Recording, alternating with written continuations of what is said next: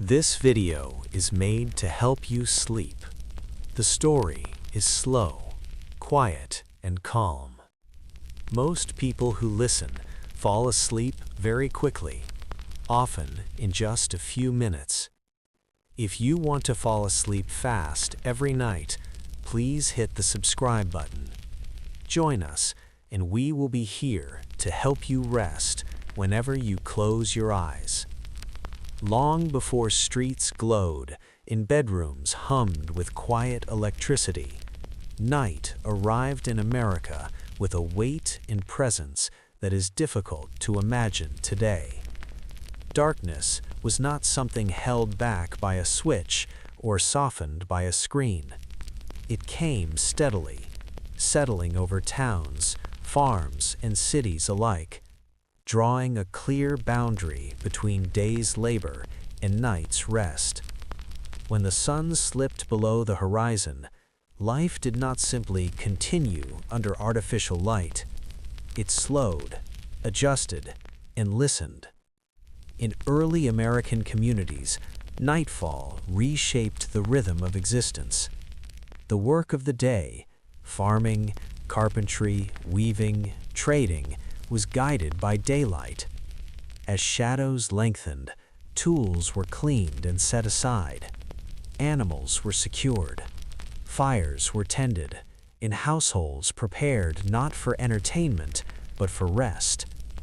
Darkness was not an inconvenience, it was a natural signal, understood by the body as much as the mind. Homes themselves were built with night in mind. Thick wooden walls, small windows, and carefully placed hearths helped hold warmth and soften sound.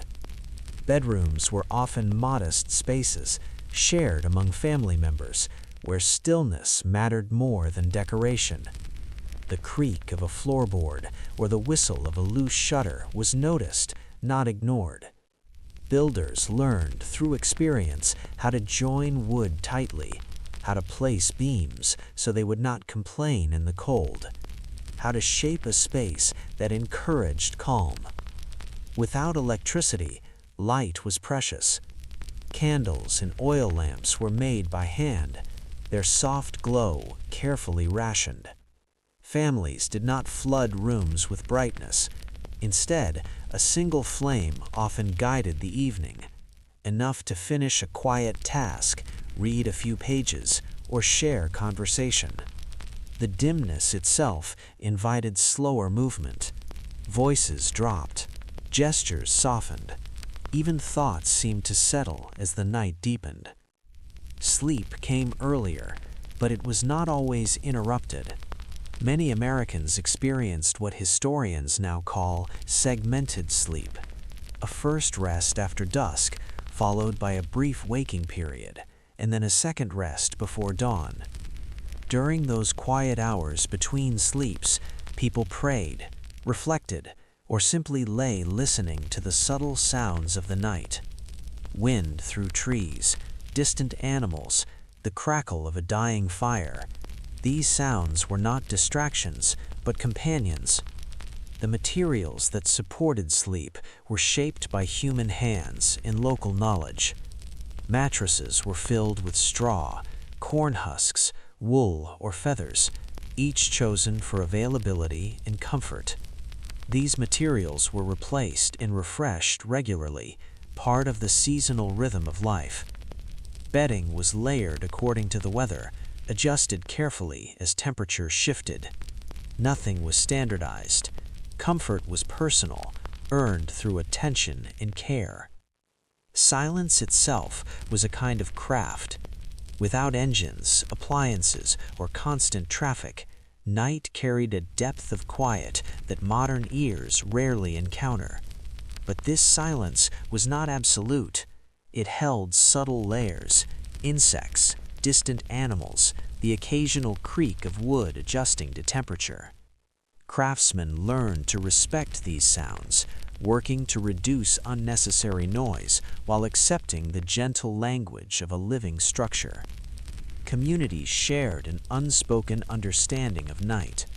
Loud activity after dark was rare, not because of rules, but because of habit and mutual respect. The absence of light encouraged inwardness. Families gathered close, stories were told softly, and the day was allowed to release its grip. Rest was not something squeezed between obligations.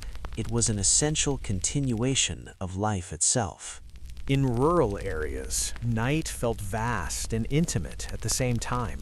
Open land allowed the sky to dominate, stars stretching endlessly above fields and forests.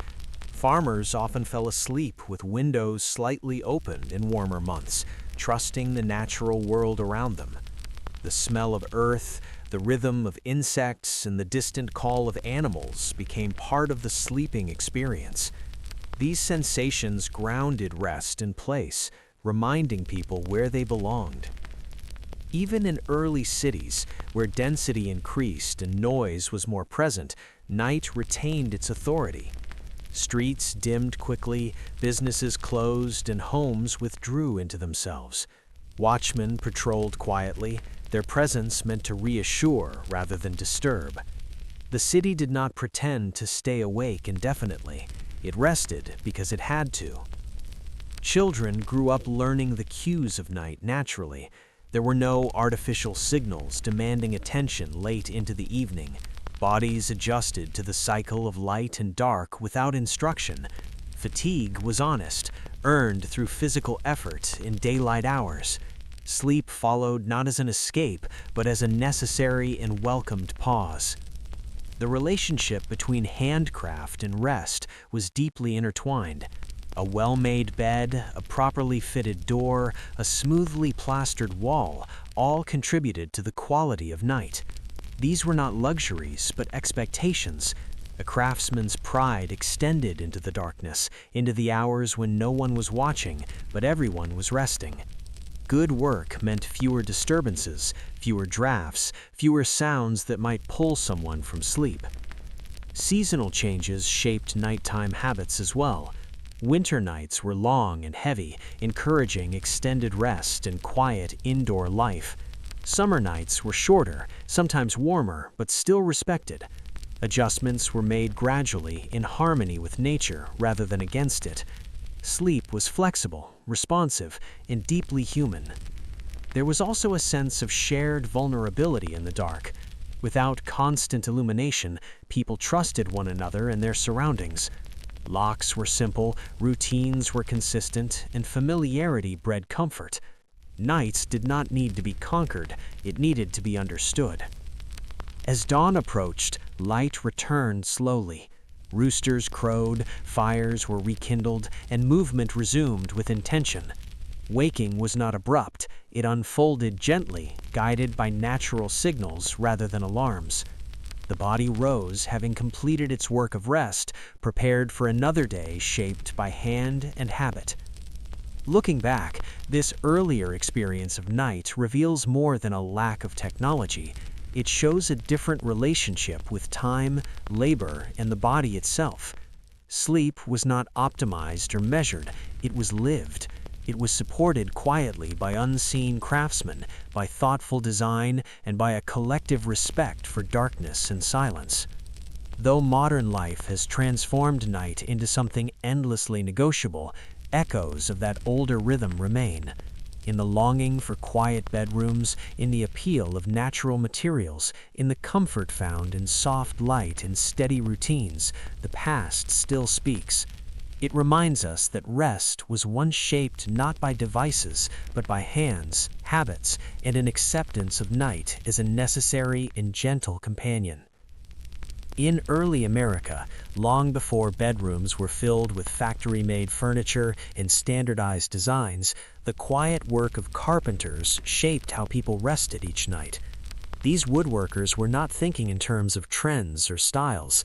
Their focus was steadiness, balance, and the subtle needs of the human body at rest. Every bed they built, every frame they joined, carried an understanding that sleep required more than softness. It required trust. Wood was everywhere, but not all wood was equal. Carpenters knew the character of different trees as well as they knew their own hands.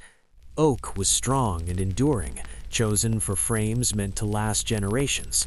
Pine was lighter, easier to work, often used in modest homes where simplicity mattered more than display. Maple and cherry appeared in households that could afford beauty alongside function. Each choice affected not just appearance, but sound, stability, and comfort in the dark. Beds were built low and solid, close to the ground, grounding the sleeper physically and emotionally. Tall, ornate designs were rare in earlier periods because height invited sway and noise. A good bed did not shift when someone turned in the night. It did not creak at the slightest movement.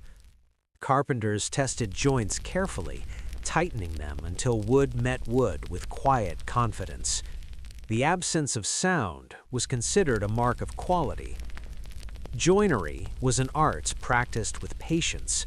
Mortise and tenon joints, wooden pegs, and hand-cut fittings held frames together without the need for metal fasteners that could loosen or squeal. These joints allowed beds to endure years of use, changes in humidity, and the natural movement of wood. A well-joined bed adapted to the seasons rather than fighting them, expanding and contracting without complaint. Carpenters understood that sleep happened in darkness, in stillness, when flaws became noticeable. A daytime wobble became a nighttime disturbance. A slightly uneven leg became a repeated annoyance. Because of this, beds were assembled with care beyond what was visible. The parts unseen in daylight mattered most after sunset. The underside of a frame, the alignment of slats, the firmness of supports, all were shaped with the sleeper in mind. The slats beneath mattresses were spaced intentionally, not randomly. Too wide, and the mattress would sag. Too narrow, and airflow would be reduced, trapping moisture and discomfort. Craftsmen learned this through experience, adjusting designs based on climate and materials. In humid regions, airflow mattered. In colder areas, solidity and insulation were prioritized. There was no single solution, only thoughtful adaptation. Bedrooms themselves were influenced by carpenters' decisions. Door frames were fitted tightly to prevent drafts. Floors were laid carefully to minimize gaps that might whistle in winter winds. Walls were constructed to support shelving, hooks, and simple storage that reduced clutter and promoted calm. The goal was not decoration, but order. A tidy space supported a quiet mind. Beds often served multiple purposes. In smaller homes, they were places of rest, warmth, and sometimes work. Children studied by candlelight sitting on beds. Mothers mended clothing there. Illness was tended in the same space where healthy sleep occurred. This required furniture that could bear weight, movement, and time without losing its stability. Carpenters built accordingly. Many beds were made to be disassembled and reassembled, allowing families to move westward or relocate seasonally. This demanded precision. Each piece had to fit exactly, returning to its original strength after being taken apart. Pegs were marked discreetly, joints numbered quietly by hand. The bed remembered its own shape, even when separated. In rural areas, carpenters often worked directly with families, observing how they lived and slept. They noticed how many people shared a bed, how tall they were, how the seasons affected their nights. This knowledge shaped the final product. A family with young children needed a wider frame. An older couple preferred something lower, easier to enter and exit. These considerations were never written down, but they were understood. Sound was always a concern. Night magnified noise. Carpenters listened for potential problems while building. They pressed joints, shifted weight, and tested movement. A bed that spoke too loudly under pressure was adjusted until it learned silence. This attention to sound was not about luxury, it was about respect. Sleep was fragile, and good craftsmanship protected it. Wood surfaces were smoothed carefully, not just for appearance, but for touch. Bare feet met bed frames in the dark. Hands reached out half asleep. Sharp edges or rough patches could startle a waking mind.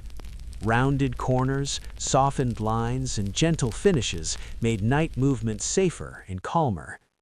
Finishes themselves were chosen with care.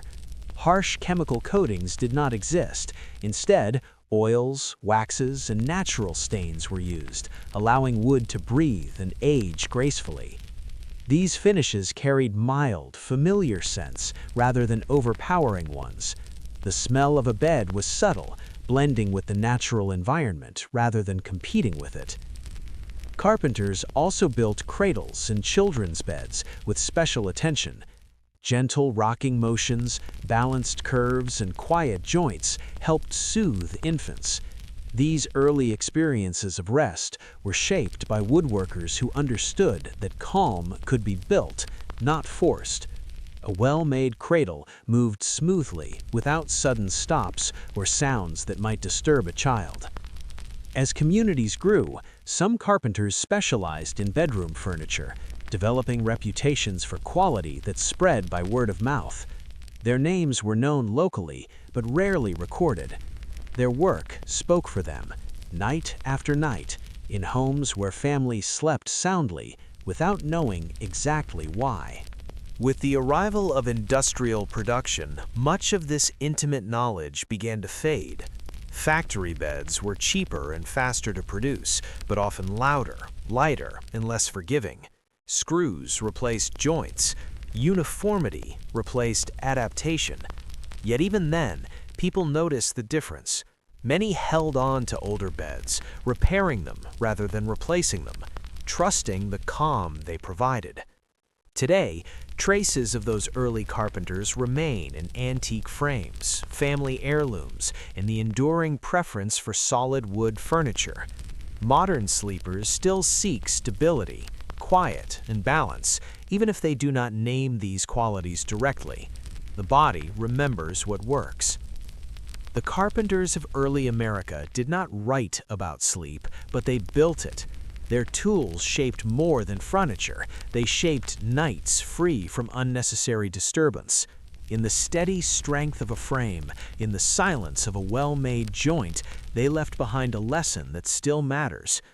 Rest begins with trust, and trust is built slowly, carefully, by human hands.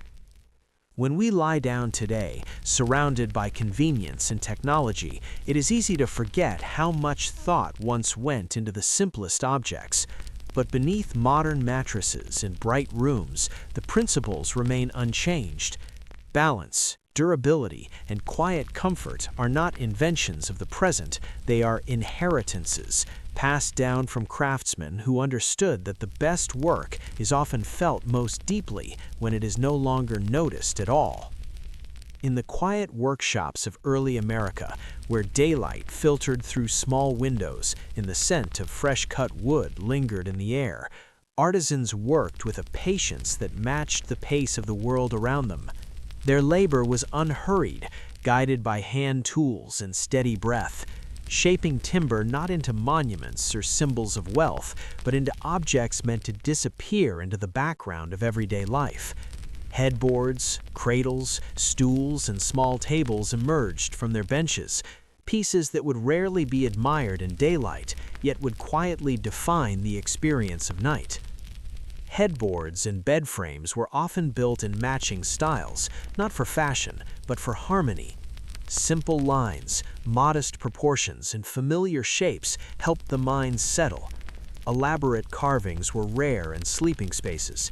Excess decoration could catch shadows, draw attention, or feel intrusive in low light. Artisans favored restraint, understanding that calm was built through simplicity.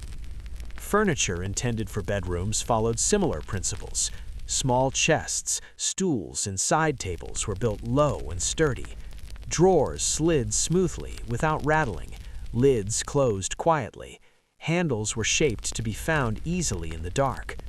These details mattered because night magnified inconvenience. A loud drawer could break the stillness. A sharp corner could jolt a waking body back into full awareness. Patience defined the artisan's work.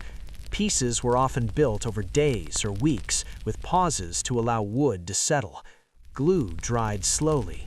Joints were fitted, taken apart, and fitted again. Rushing invited problems that would reveal themselves later when repairs were inconvenient and rest was interrupted. Artisans learned to wait, trusting that time spent in the workshop saved time in the home.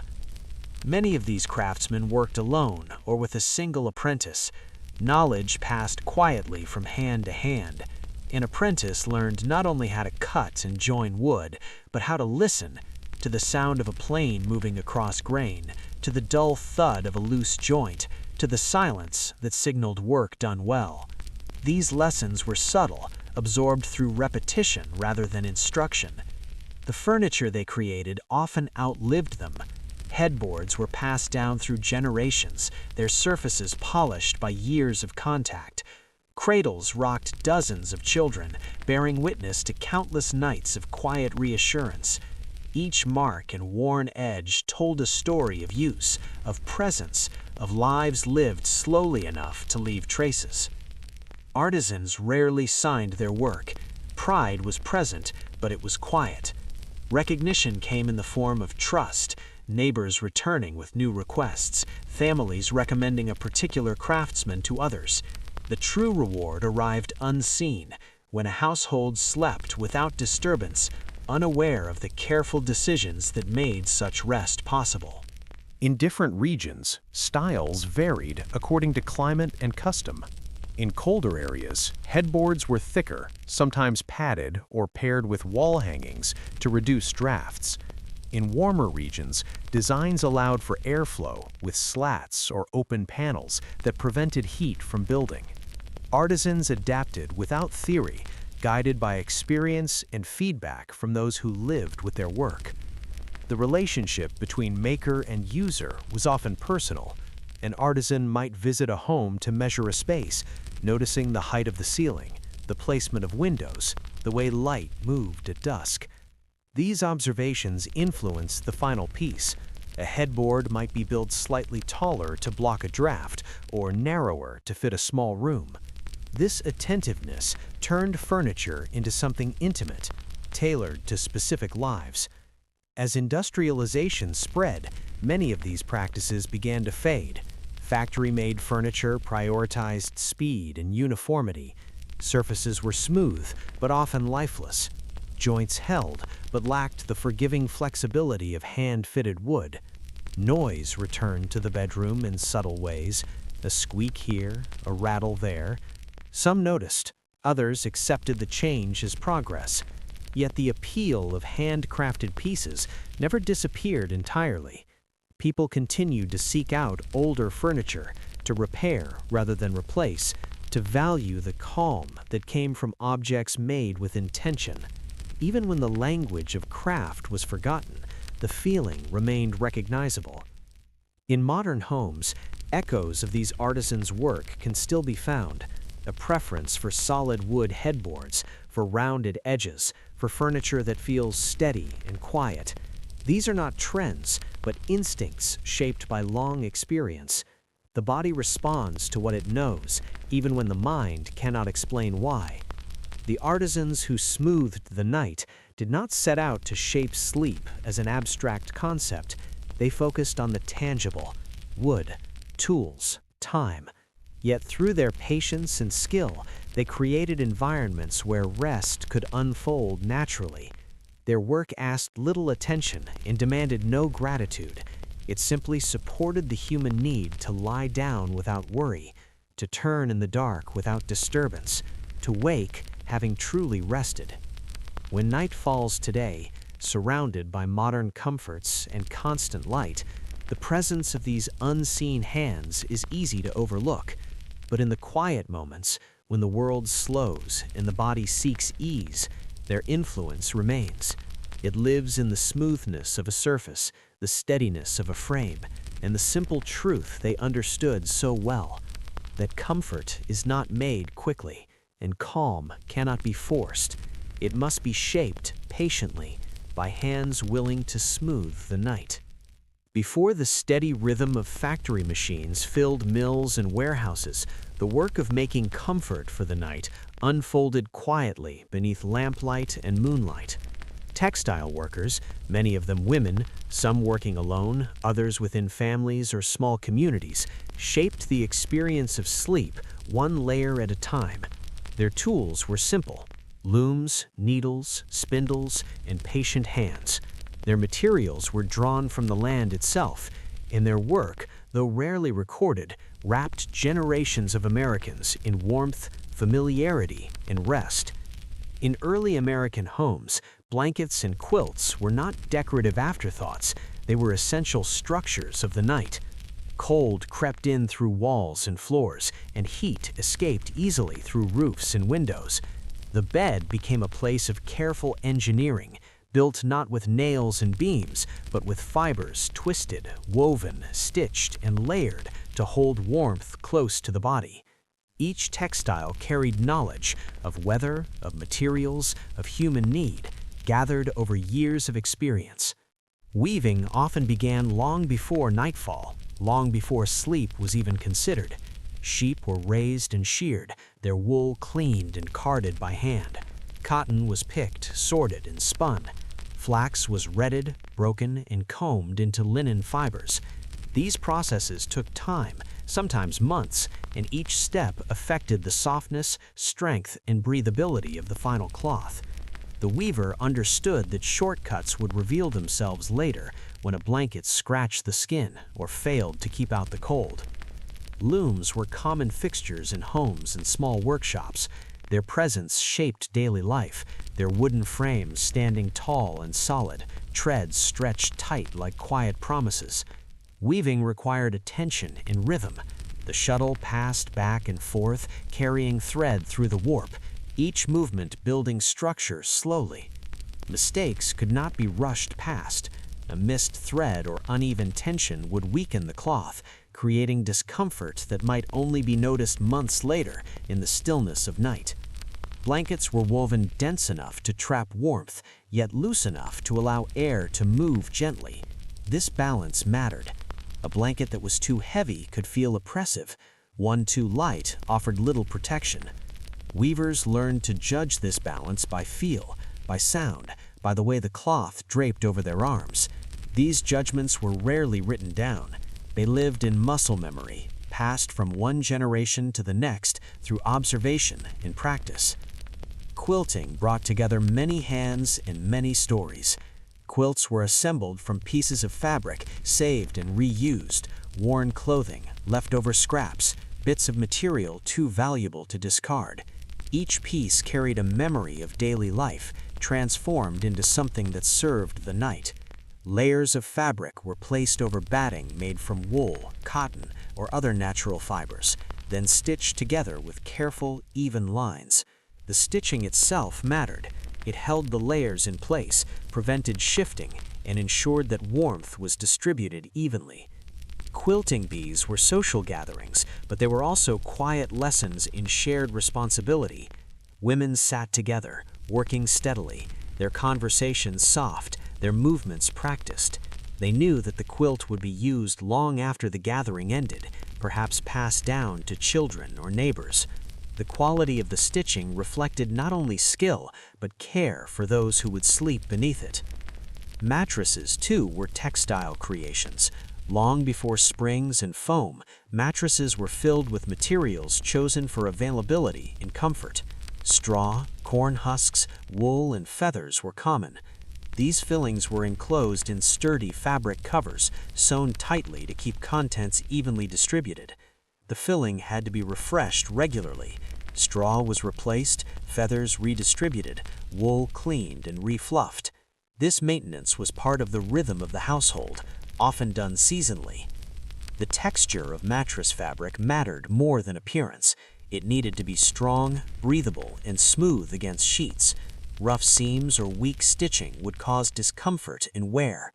Textile workers paid attention to these details, reinforcing stress points and smoothing edges.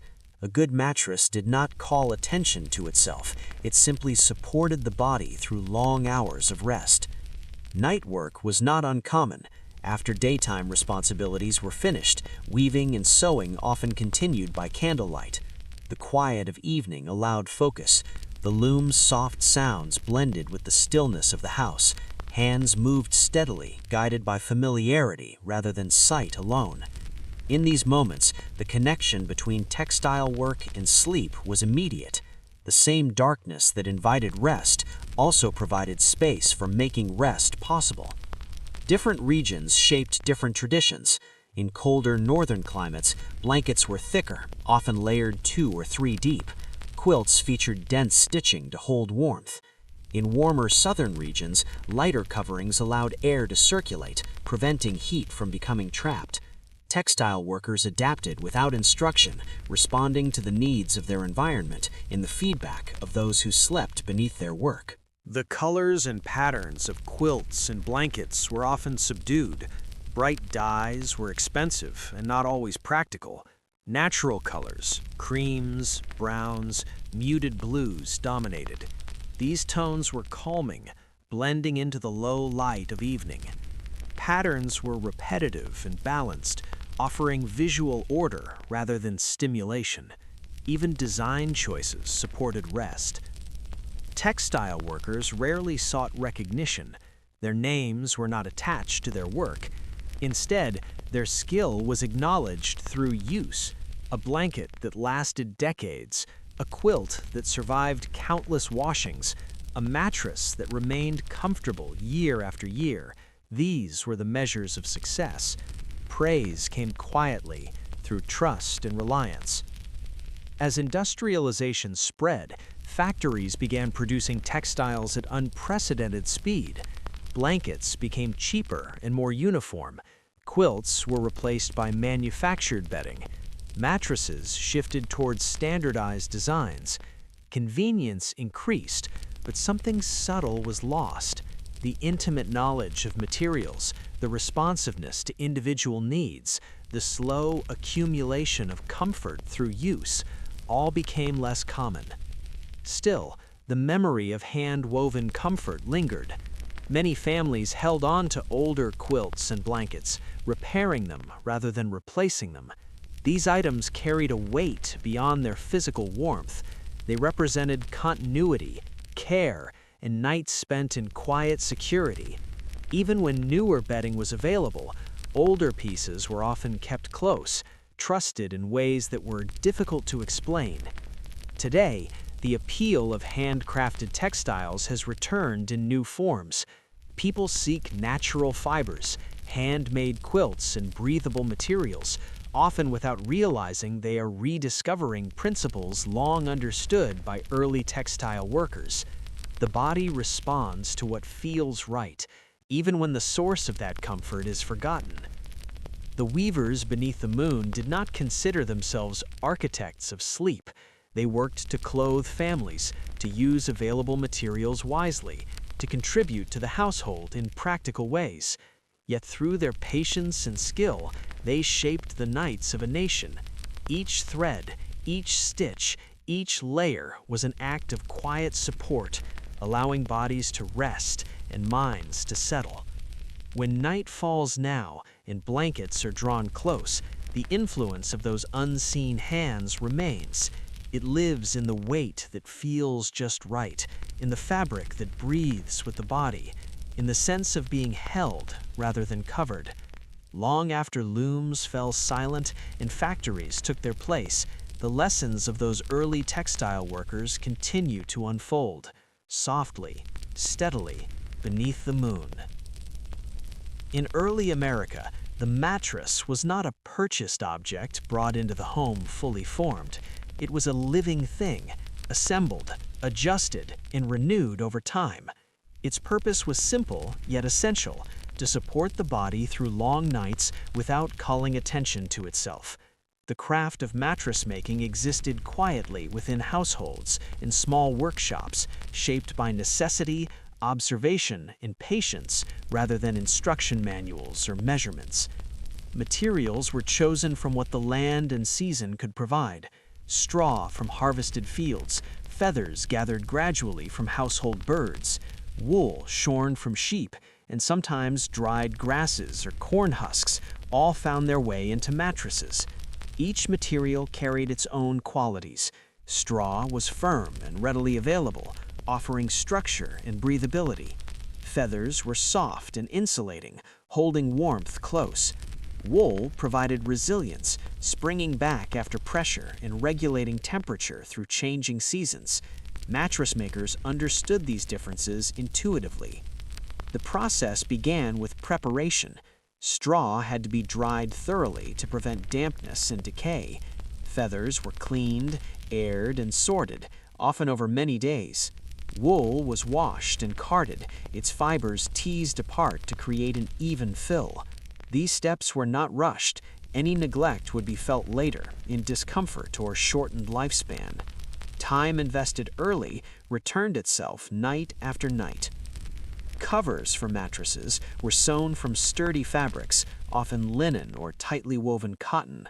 The fabric needed strength to hold weight and movement, yet softness to avoid irritation. Seams were reinforced carefully, knowing they would bear stress for years. The shape of the mattress was simple, rectangular, modest in height, but its interior was layered with intention. Filling a mattress was an act of balance. Too much straw created stiffness that resisted the body. Too many feathers caused shifting and unevenness.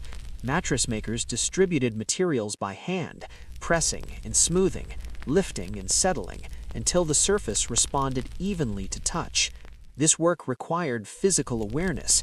Hands learned where pressure would fall, how bodies moved during sleep, and where support mattered most. Once filled, the mattress was stitched closed and placed on the bedframe. But its creation did not end there. Early mattresses required care. Straw mattresses were opened and refreshed regularly, often seasonally. Old straw was replaced, feathers redistributed, wool refluffed. This maintenance kept the mattress alive, responsive to the body rather than fixed in form. Comfort was something maintained, not purchased once and forgotten. Mattresses were often paired with additional layers. Ticks, thin mattress covers, were placed beneath or above to adjust firmness. Quilts and blankets added warmth or weight. These layers worked together, allowing sleepers to modify their rest according to weather, health, and age. A child's bed differed from an adult's. An elder's mattress was adjusted for ease of movement. Nothing was permanent, and nothing was wasted. The sound of a mattress mattered. Straw could rustle if poorly packed. Feathers could shift audibly if uneven. Skilled makers minimized these sounds, knowing that night amplified every disturbance. Silence was a feature, achieved through careful filling and tight stitching. A good mattress responded quietly to movement, absorbing motion rather than announcing it. In many households, mattress making was a shared responsibility. Women often led the work, but men and children helped gather materials and perform heavy tasks. Knowledge passed through demonstration rather than explanation. Younger hands learned by assisting, observing how materials behaved, how firmness was tested, how problems were corrected patiently. Regional differences shaped mattress traditions. In colder northern areas, thicker wool and feather layers dominated, holding warmth through long winters. In warmer southern climates, straw and lighter fillings allowed airflow, preventing heat buildup. Coastal regions sometimes incorporated sea grasses. Inland communities relied more heavily on what fields and animals provided. Each mattress reflected its environment. Night after night, the mattress bore the quiet weight of human life. It supported illness and health, birth and aging, exhaustion and recovery. It absorbed the shape of bodies and returned itself gradually, never quite the same from one season to the next. This adaptability was its strength. Unlike modern mattresses designed to remain unchanged, early mattresses evolved alongside their users. The relationship between sleeper and mattress was intimate and ongoing. People noticed when a mattress needed attention. A sag here, a lump there signaled time for repair. Rather than discarding it, the mattress was opened, adjusted, renewed. This process reinforced a sense of care and responsibility. Comfort was something actively sustained. As industrialization advanced, factory-made mattresses began to replace handmade ones. Springs, standardized sizes, and sealed constructions promised convenience. Maintenance was no longer expected. When discomfort appeared, replacement became the solution. While this shift brought efficiency, it also removed the slow dialogue between body and bedding that had existed for generations. Yet even as handmade mattresses disappeared, memories remained. Older Americans spoke of straw beds that slept cool in summer, feather beds that felt like warmth itself in winter. These recollections were not nostalgic exaggerations, but reflections of a system built on attention and time. The body remembered what had worked. Today, interest in natural materials and traditional sleep practices has quietly returned. Wool-filled mattresses, feather toppers, and breathable fabrics echo earlier solutions adapted for modern life. Though the methods differ, the principles remain unchanged. Support, comfort, and silence are achieved not through complexity, but through thoughtful material choices. The forgotten craft of mattress making reminds us that sleep was one shaped slowly, with hands and seasons in mind. It was not engineered to impress, but to endure. Each mattress carried the imprint of care, the understanding that rest was essential and deserved attention. When we lie down now, supported by layers designed far from our homes, we may not think about straw, feathers, or wool, but the desire for a surface that meets the body gently, that holds without resisting, that remains quiet through movement, connects us to those earlier nights. Time has changed the materials, but not the need. In the end, early mattress makers were not innovators seeking novelty, they were caretakers of the night. Through careful choices and repeated renewal, they created conditions where the body could release its weight and the mind could let go. Their work unfolded slowly, measured not in profit or speed, but in the simple success of another long night passed in rest. In early America, the blacksmith's forge was a place of heat, sound, and force, yet its influence reached far into the quietest hours of the night. While flames roared and hammers rang during the day, the results of that labor were meant to disappear after dark. The blacksmith's success was measured not by what was heard, but by what was not. In the stillness of sleeping rooms, metal held its shape, carried weight, and remained silent, allowing rest to unfold undisturbed. Metal was not abundant or decorative in early households. It was chosen carefully, used sparingly, and shaped with intention. Wood formed the body of beds, doors, and homes, but metal gave them endurance. Blacksmiths forged bed frames, corner brackets, hinges, latches, and fasteners that strengthened wooden structures without overwhelming them. Their work supported sleep indirectly, reinforcing calm rather than announcing its presence. Bed frames that incorporated metal were built to last. Iron brackets strengthened joints where wood alone might loosen over time. Hooks and fittings allowed frames to be assembled and disassembled without sacrificing stability. Blacksmiths understood the movement of materials.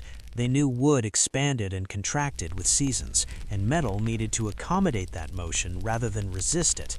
Poorly made fittings would squeak or grind, well-forged ones moved quietly, if at all. Silence was a skill learned through experience. A hinge that worked smoothly in daylight might protest at night when temperatures dropped and the house settled. Blacksmiths tested their work repeatedly, adjusting shapes, smoothing edges, and refining balance until movement was effortless. The goal was reliability without attention. A door should open and close without sound. A bed frame should remain steady even when weight shifted in sleep. Iron bed frames themselves were less common in earlier periods, but when they appeared, they reflected careful craftsmanship. Early iron frames were heavy, solid, and deliberate. They did not flex or sway. Their joints were riveted or forged to fit precisely, minimizing movement. These frames were often paired with wooden slats or platforms, combining the quiet strength of metal with the familiar warmth of wood. Hinges were among the blacksmith's most important contributions to the night. Doors, chests, shutters, and cupboards all relied on them. A poorly made hinge could announce every movement. A good one disappeared into use. Blacksmiths shaped hinges with subtle curves, ensuring weight was distributed evenly. Pins were fitted snugly, neither too tight nor too loose. Over time, these hinges wore into themselves, becoming smoother rather than noisier. Locks and latches were designed with similar care. Security mattered, but so did ease. A latch that snapped loudly could startle a household awake. Blacksmiths learned to shape catches that closed firmly but quietly. Some included leather or fabric buffers to soften contact. These small decisions reflected an understanding of nighttime needs, even if they were never discussed openly.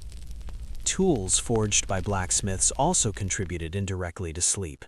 The planes, chisels, and saws used by carpenters and artisans depended on metal edges shaped and tempered correctly. A sharp, balanced tool allowed woodworkers to create tighter joints and smoother surfaces. This precision reduced future noise and instability. In this way, blacksmiths supported sleep not only through finished hardware, but through the tools that shaped everything else. The forge itself was a place of rhythm. Hammer blows followed patterns, metal heated and cooled in cycles. Blacksmiths developed a deep awareness of timing, learning when to strike and when to wait. This sensitivity translated into their finished work. Rushed metal cracked or warped, patient metal held. That patience carried into the home, where stillness depended on materials that knew how to rest. Many blacksmiths served entire communities. They repaired broken hinges, reforged worn fittings, and adjusted hardware that had begun to speak too loudly at night. These repairs were often requested quietly, without complaint. A squeaking door or shifting bed frame was not dramatic, but it mattered. The blacksmith responded not with urgency, but with steady assurance, knowing the problem would be solved through careful adjustment. Seasonal changes tested metalwork constantly. Cold tightened materials, heat loosened them. Blacksmiths anticipated these shifts, forging pieces with tolerances that allowed for movement without friction. A hinge that functioned year-round was a mark of skill. Families learned to trust certain craftsmen because their work endured winter nights and summer heat without change. In rural areas, blacksmiths lived near their forges, the sound of hammering a familiar daytime presence. At night, those same craftsmen returned home to rest, supported by their own work. They slept on beds strengthened by iron, behind doors hung on hinges they had shaped. Their understanding of stillness was personal. They knew what disturbed sleep because they experienced it themselves. The aesthetic of blacksmith work was restrained. Decorative flourishes existed, but they were secondary to function. Curves and twists were purposeful, adding strength or balance rather than drawing attention. In sleeping spaces, ornament was minimal. Metalwork was meant to blend into the structure, not dominate it. This restraint supported calm. As industrial production expanded, factory-made hardware replaced much hand-forged metal. These new pieces were uniform and affordable, but not always quiet. Thin materials bent, screws loosened, and movement returned in the form of rattles and squeaks. Some households noticed the difference immediately. Others adapted, accepting noise as an unavoidable part of modern life. Yet older hardware often remained in use, especially in beds and doors. Families repaired and reused iron fittings forged generations earlier. These pieces carried weight and stability that newer ones lacked. They aged gracefully, their surfaces worn smooth by touch rather than degraded by time. In modern homes, the legacy of early blacksmiths persists quietly. Heavy hinges, solid bed frames, and well-balanced hardware are still valued, even if their origins are forgotten. People describe these objects as well-made or solid, responding instinctively to the calm they provide. The body recognizes stillness, even when the mind does not analyze it. The blacksmiths of early America did not consider themselves contributors to sleep. Their work was practical, necessary, and rooted in daily life. Yet without their attention to balance, fit, and silence, rest would have been more fragile. A creaking hinge, a shifting frame, a rattling latch, each could pull a sleeper back into wakefulness. The blacksmith prevented these disruptions through skill and care. At night, when homes settled and darkness deepened, the success of their labor revealed itself fully. Metal held fast without protest, movement remained smooth, strength existed without sound. In these moments, the forge's heat and noise transformed into something entirely different, a foundation for stillness. As we lie down today, surrounded by materials shaped far from our awareness, the influence of those early metalworkers remains. It lives in the quiet reliability of structures that do not call attention to themselves. It reminds us that rest is supported not only by softness, but by strength, strength shaped carefully enough to become invisible. Before switches and screens transformed night into an extension of day, light itself was a crafted experience. In early America, evening arrived with intention, guided not by instant brightness, but by the slow, deliberate glow of candles. Candle makers were quiet shapers of time. Through their work, they controlled not only illumination, but rhythm, how a household moved from activity into rest, from noise into calm. Candles were not conveniences taken for granted. They were the result of labor, patience, and materials gathered carefully over weeks and months. Tallow from livestock, beeswax from hives, wicks spun by hand. Each element mattered. Candle makers understood that light affected mood, movement, and the body's sense of readiness for sleep. A poorly made candle smoked, flickered, or burned unevenly, disrupting the evening's peace. A good one burned steadily, its flame calm and predictable. The process of candle making began long before nightfall. Tallow had to be rendered slowly, cleaned of impurities, and cooled. Beeswax was filtered and softened, its natural scent preserved rather than masked. Wicks were twisted from cotton or linen, sized precisely to match the candle's thickness. Too thick, and the flame flared. Too thin, and it sputtered. Candle makers learned these balances through repetition, guided by sight, smell, and sound. Dipping candles was a ritual in itself. Wicks were lowered repeatedly into warm wax or tallow, each dip adding a thin layer. Between dips, the candle cooled and hardened. This slow build created strength and consistency. Rushing the process resulted in uneven candles that burned poorly. Patience ensured a smooth surface and a steady glow. The candle's final form reflected the care invested in its making. Evening light was intentionally limited. Candles were precious, and households used them wisely. 1 or 2 flames often illuminated an entire room. This restraint shaped behavior. People gathered closer together. Tasks became simpler. Reading was done sparingly. Conversation softened. The dimness itself encouraged the body to slow down, preparing naturally for rest. Candle makers influenced this transition without ever being present in the home. Their decisions determined how long a candle would last, how bright it would be, and how cleanly it would burn. A long-burning candle allowed a household to complete evening routines without haste. A gentle flame signaled that the day was ending, not continuing indefinitely. The quality of light mattered as much as its presence. Beeswax candles produced a warm, steady glow with minimal smoke. Their scent was subtle, often described as honeyed or clean.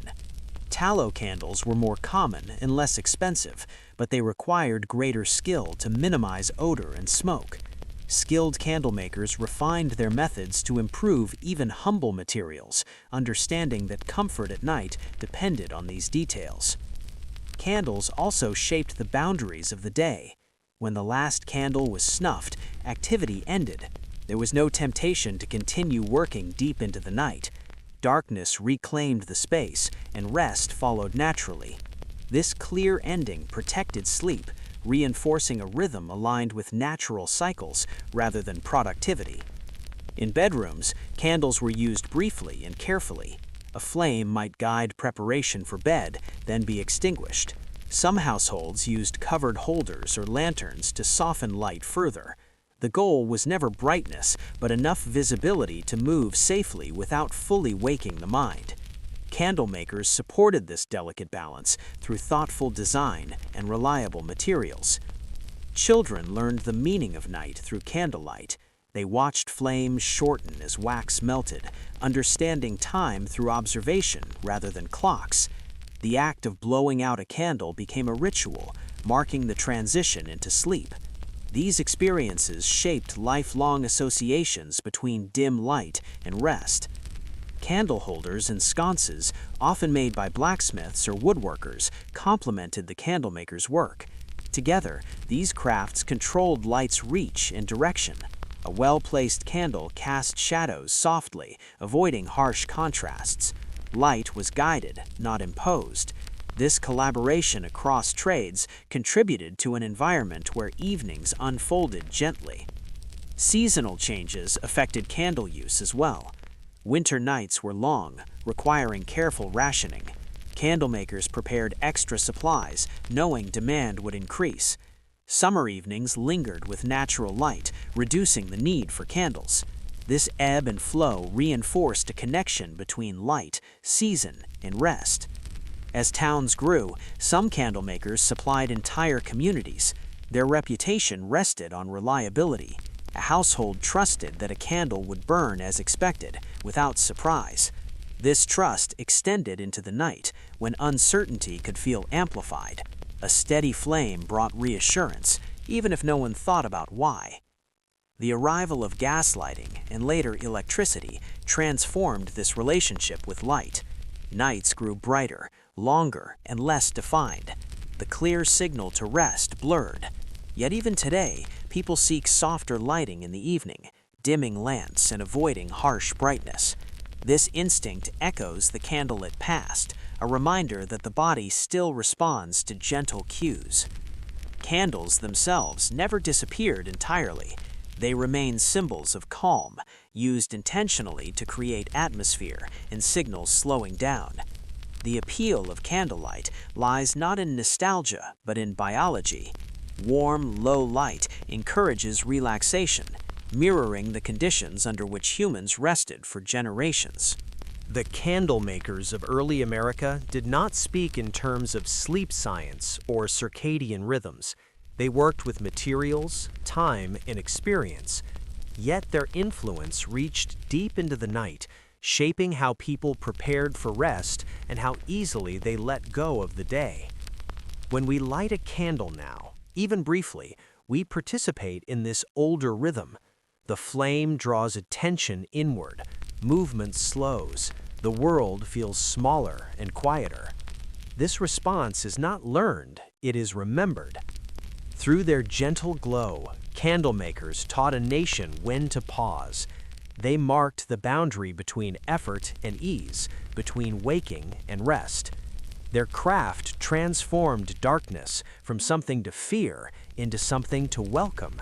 In that soft light, evenings found their shape, and sleep arrived not as an interruption, but as a natural and trusted companion.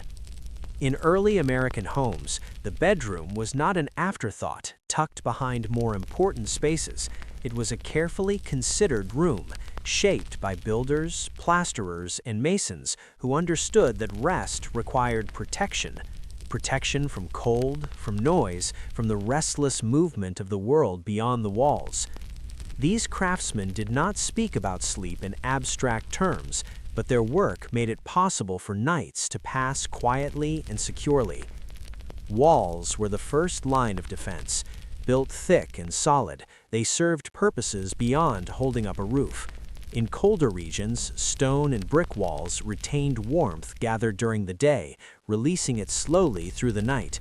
In wooden homes, layered construction and tight joints reduced drafts and softened outside sounds. Builders learned through experience that gaps, however small, could invite wind and noise that disrupted rest. Masons laid stone with care, fitting each piece so that weight was distributed evenly. Mortar was mixed thoughtfully, not too brittle, not too soft, allowing walls to settle without cracking.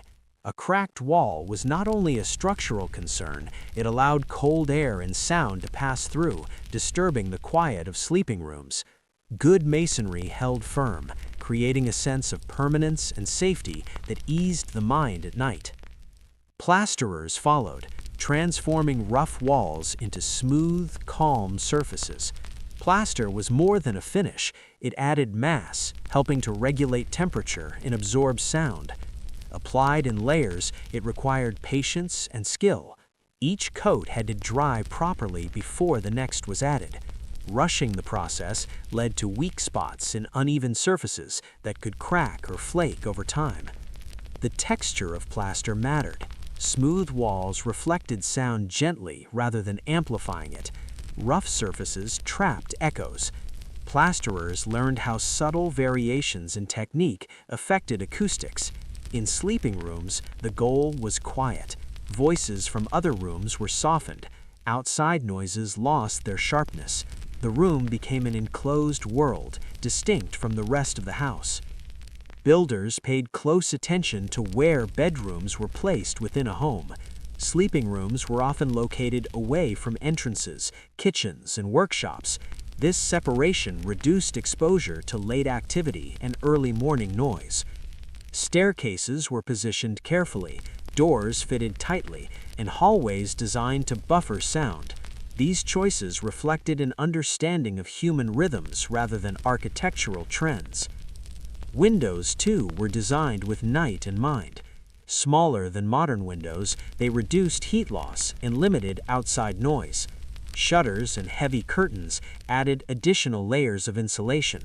At night, these coverings were closed, creating a cocoon-like environment that held warmth and darkness. Builders understood that light and sound traveled easily through glass, and they worked to control both. Ceilings played a role as well.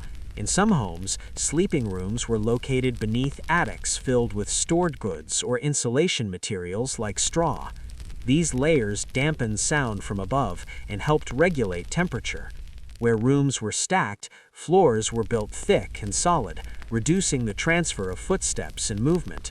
A quiet ceiling was as important as a quiet floor. Fireplaces and chimneys were carefully integrated into bedroom design. In colder climates, a small hearth provided warmth, but it had to be constructed safely and efficiently. Poorly built chimneys allowed drafts or smoke, disrupting sleep. Masons shaped flues to draw air properly, ensuring fires burned steadily and quietly. When done well, the presence of a fireplace added comfort without disturbance. Corners and joints received special attention. Sound and cold often traveled along these lines. Builders reinforced them, sealing gaps with plaster, wood, or additional masonry. These details were invisible once completed, but their effects were felt every night. A well-sealed room felt calm and contained, allowing the body to relax fully. In multi-family dwellings and early urban housing, these considerations became even more important. Shared walls required careful construction to prevent sound from passing between homes. Thicker walls, staggered framing, and dense materials helped maintain privacy and quiet. Builders understood that rest depended on boundaries being respected physically, not just socially. Seasonal changes tested the quality of construction. Winter revealed drafts and weaknesses. Summer exposed heat retention and airflow problems. Skilled builders learned from these cycles, adjusting techniques over time. Houses were not static creations, they evolved as craftsmen responded to feedback from those who lived within them. The labor of plasterers and masons was physically demanding, yet their results were meant to be unnoticed. A wall that performed well did not draw attention, it simply existed, doing its work silently. This invisibility was a mark of success. comfort was measured by absence of noise, of cold, of distraction. As industrialization advanced, construction methods changed. Thinner walls, faster techniques, and new materials increased efficiency, but often reduced the quiet solidity of earlier homes. Noise traveled more easily, temperature fluctuated more dramatically. Some of the protective qualities once built into sleeping rooms were lost in the pursuit of speed and cost reduction. Yet, even in modern times, the desire for silent rooms persists. People seek soundproofing, insulation, and thoughtful layouts, often rediscovering principles long understood by early builders. The appeal of thick walls and solid construction is not nostalgia, it is a response to the body's need for security during rest. The craftsmen who shaped early American sleeping rooms did not leave behind written philosophies. Their knowledge lived in their hands and habits. They learned by building, observing, and refining. When a family slept well, the work was considered complete. At night, when lamps were dimmed and candles extinguished, these rooms revealed their true purpose. Warmth lingered, sounds softened, the outside world felt distant. Within those walls, dreams were protected not by chance, but by design. In today's world, when we close a bedroom door and hope for quiet, we echo that older understanding. Sleep thrives in spaces shaped thoughtfully, where structures support stillness. The plasterers, masons, and builders of early America may be forgotten by name, but their influence remains every time a room holds its calm through the night, doing exactly what it was meant to do. In the early days of America, life on farms and frontier homesteads was shaped by seasons, landscapes, and the rhythms of labor. Sleep, often taken for granted in modern life, required careful attention and ingenuity. Everyday craftsmen, farmers, carpenters, blacksmiths, weavers, and builders adapted living and sleeping spaces to the realities of rural existence. Their work transformed the harshness of open landscapes and long winters into nights that offered warmth, shelter, and quiet, even when comfort was scarce and resources limited. The rural night was different from that in towns or cities. Fields stretched into darkness, trees swayed with the wind, and distant hills or forests carried sounds far and wide. The openness that allowed air and light to move freely also exposed inhabitants to chill, drafts, and the persistent hum of nocturnal life. Farmers and settlers understood that sleep could not be separated from these conditions. If they were to rest, their homes and furnishings had to respond to the land itself. Buildings were designed with purpose. Timber for walls and floors came from local forests, chosen for strength and durability. In colder regions, thicker beams and double-layered walls provided insulation. Windows were minimized or strategically placed to reduce heat loss while allowing light during the day. Roofs were pitched to shed snow or rain efficiently. Craftsmen learned to read the land and the climate, shaping structures that sheltered the household from extremes. Inside, rooms were adapted for multiple uses. A single space might serve as kitchen, living area, and sleeping quarters, especially in frontier cabins. Furniture had to be multifunctional. Beds could be folded, benches doubled as storage, and tables converted to work surfaces or sleeping platforms. Carpentry in these homes prioritized practicality, strength, and quiet, ensuring that pieces would support daily life and rest alike. Mattresses and bedding were crafted from available materials. Straw, corn husks, feathers, and wool provided insulation and comfort. These fillings were layered, adjusted, and replaced according to season and household need. A bed that sufficed in summer required reinforcement in winter. Craftsmen understood these variations intuitively, preparing beds that responded to the cold, damp, or heat of the night. Quilts and blankets were sewn or woven from scraps. Reused clothing were locally sourced fibers. They were stitched with care, their weight and texture adjusted to the changing climate. Nightly warmth depended not only on these layers, but on their arrangement and maintenance. Rural families often layered multiple coverings, creating a cocoon against the chill that crept in through doors, windows, and floors. Blacksmiths contributed to these adaptations as well. Hinges, latches, and bedframe brackets reinforced structures against the stress of use and weather. Properly forged metals supported wooden frames, minimized movement, and prevented noise that could disturb sleep. Even small tools shaped by blacksmiths, needles, hooks, and pins, assisted in maintaining bedding and household implements, indirectly ensuring that rest could be achieved without frustration. The rural night demanded awareness of time. Candlemakers, lamp artisans, and households relied on light to regulate evening activity. Fires were tended carefully, balancing warmth and fuel economy.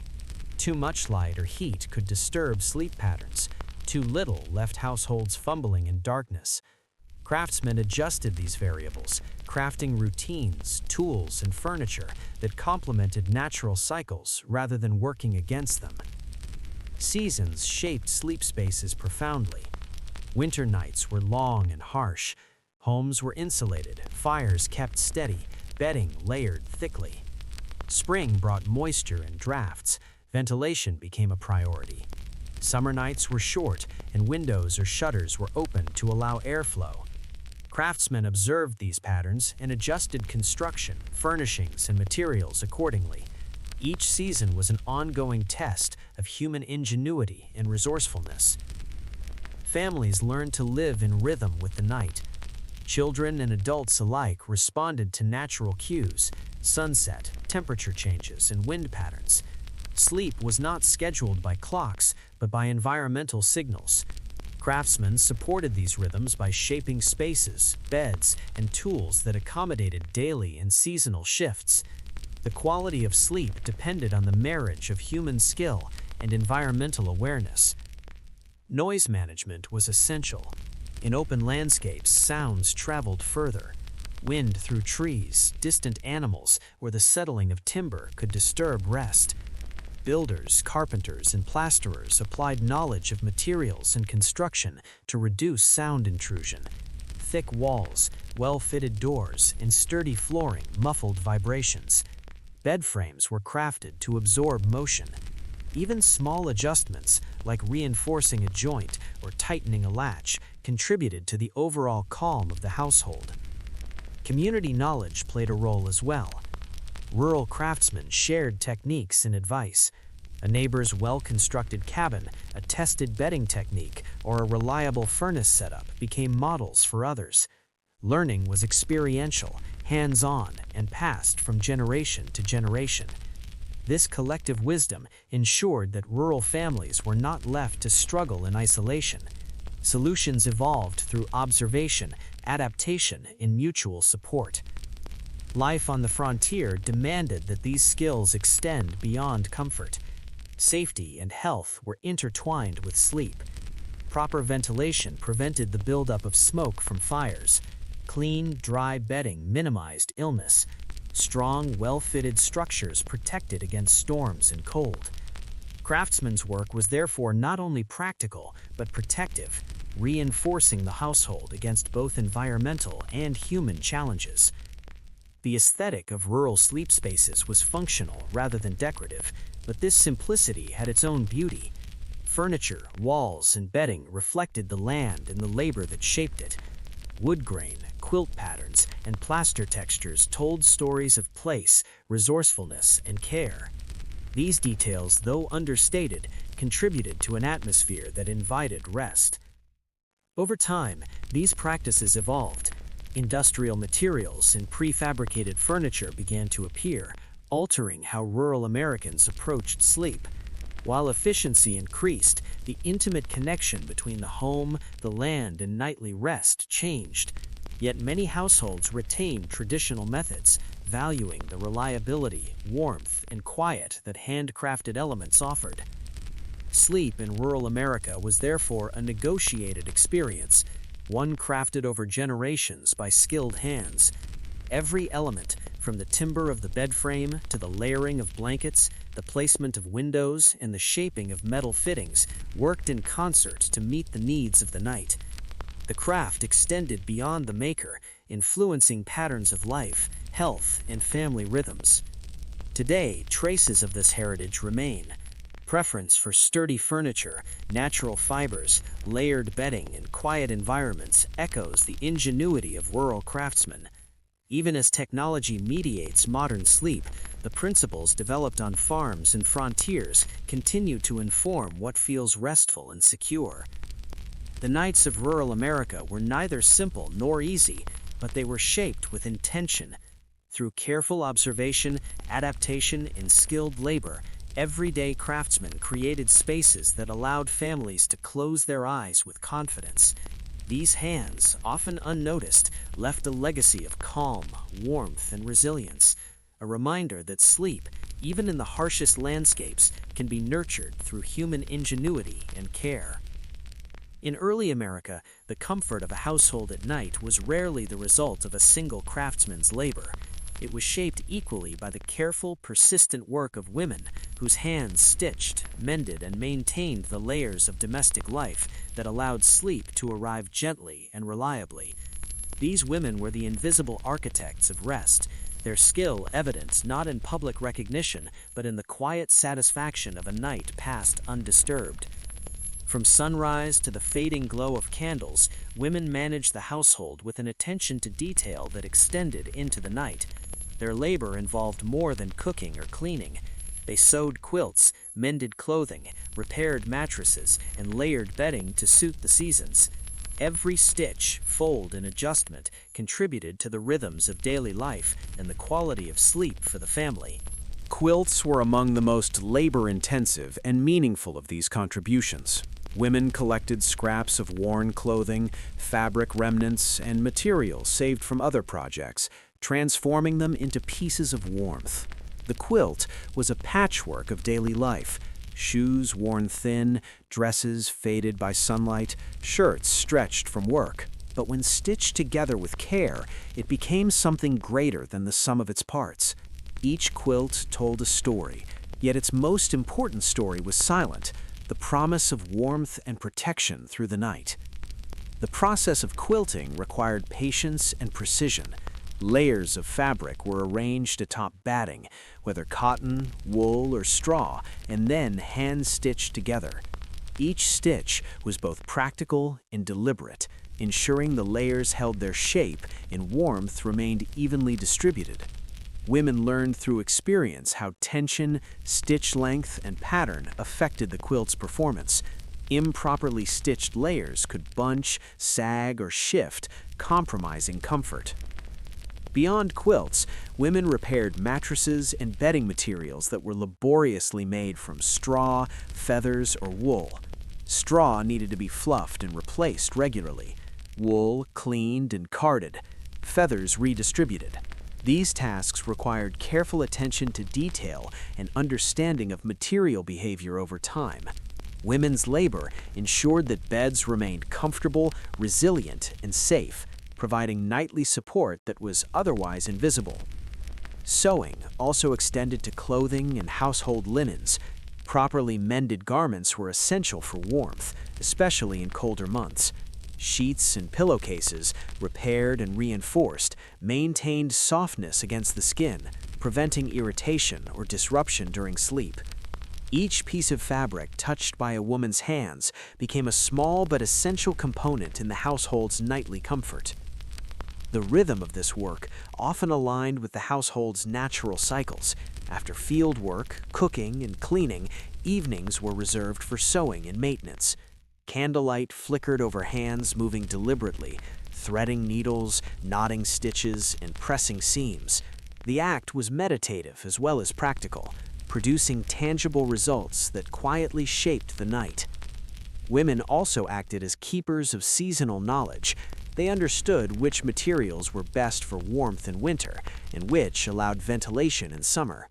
Blankets were rotated, quilts layered, and mattresses adjusted to reflect temperature changes. This knowledge was rarely written down, but passed from mother to daughter, forming a continuous chain of domestic expertise. In addition to maintaining comfort, women created rituals that guided the household toward rest. Folding blankets, arranging bedding, and trimming candles were small acts that signaled the day's end. Children learned to associate these movements with the transition to sleep, absorbing the rhythm of rest through observation and repetition. These subtle cues reinforced the body's readiness for slumber. Repair work also required foresight and ingenuity. Materials could wear unevenly, seams fray, or stuffing compress. Women improvised solutions, patching with scraps, reinforcing weak points, or redistributing fills. This adaptability extended the life of household items, ensuring that comfort was continuous and that resources were used efficiently. The labor of women was collaborative, but also highly individualized. While quilting bees and community gatherings allowed for shared effort, much of the work happened quietly within the home. Hands moved steadily, guided by experience and instinct. The results were not measured by applause or recognition, but by the quality of sleep that followed, the unbroken calm of the night, and the absence of disturbance in morning routines. Even in harsher conditions, such as frontier settlements or rural farms, women adapted their techniques to local circumstances. Sleeping arrangements might be simple, space limited, and materials scarce. Yet through careful layering, repair, and attention to detail, they created environments where rest was still possible. Creativity and skill turned limited resources into effective solutions. The labor of women extended to maintaining other items that contributed to rest. Curtains were mended and adjusted to control light and draft. Wooden furniture was polished, joints reinforced, and surfaces smoothed to prevent discomfort. Lamps and candles were trimmed, wicks replaced, and containers cleaned to provide steady illumination for evening routines. Each of these acts, though small individually, collectively shaped the household's nightly environment. In urban areas, women continued this work amidst denser living conditions, ensuring privacy, warmth, and cleanliness despite closer neighbors and smaller spaces. Layering and insulation, careful repair, and attentiveness to noise remained crucial. The principles remained the same, though the context required adaptability and ingenuity. As industrialization advanced, some household tasks shifted toward factory-made products, but the skill of women in maintaining comfort persisted. Quilts and bedding still required care, clothing needed repair, and households relied on human judgment to create practical arrangements for sleep.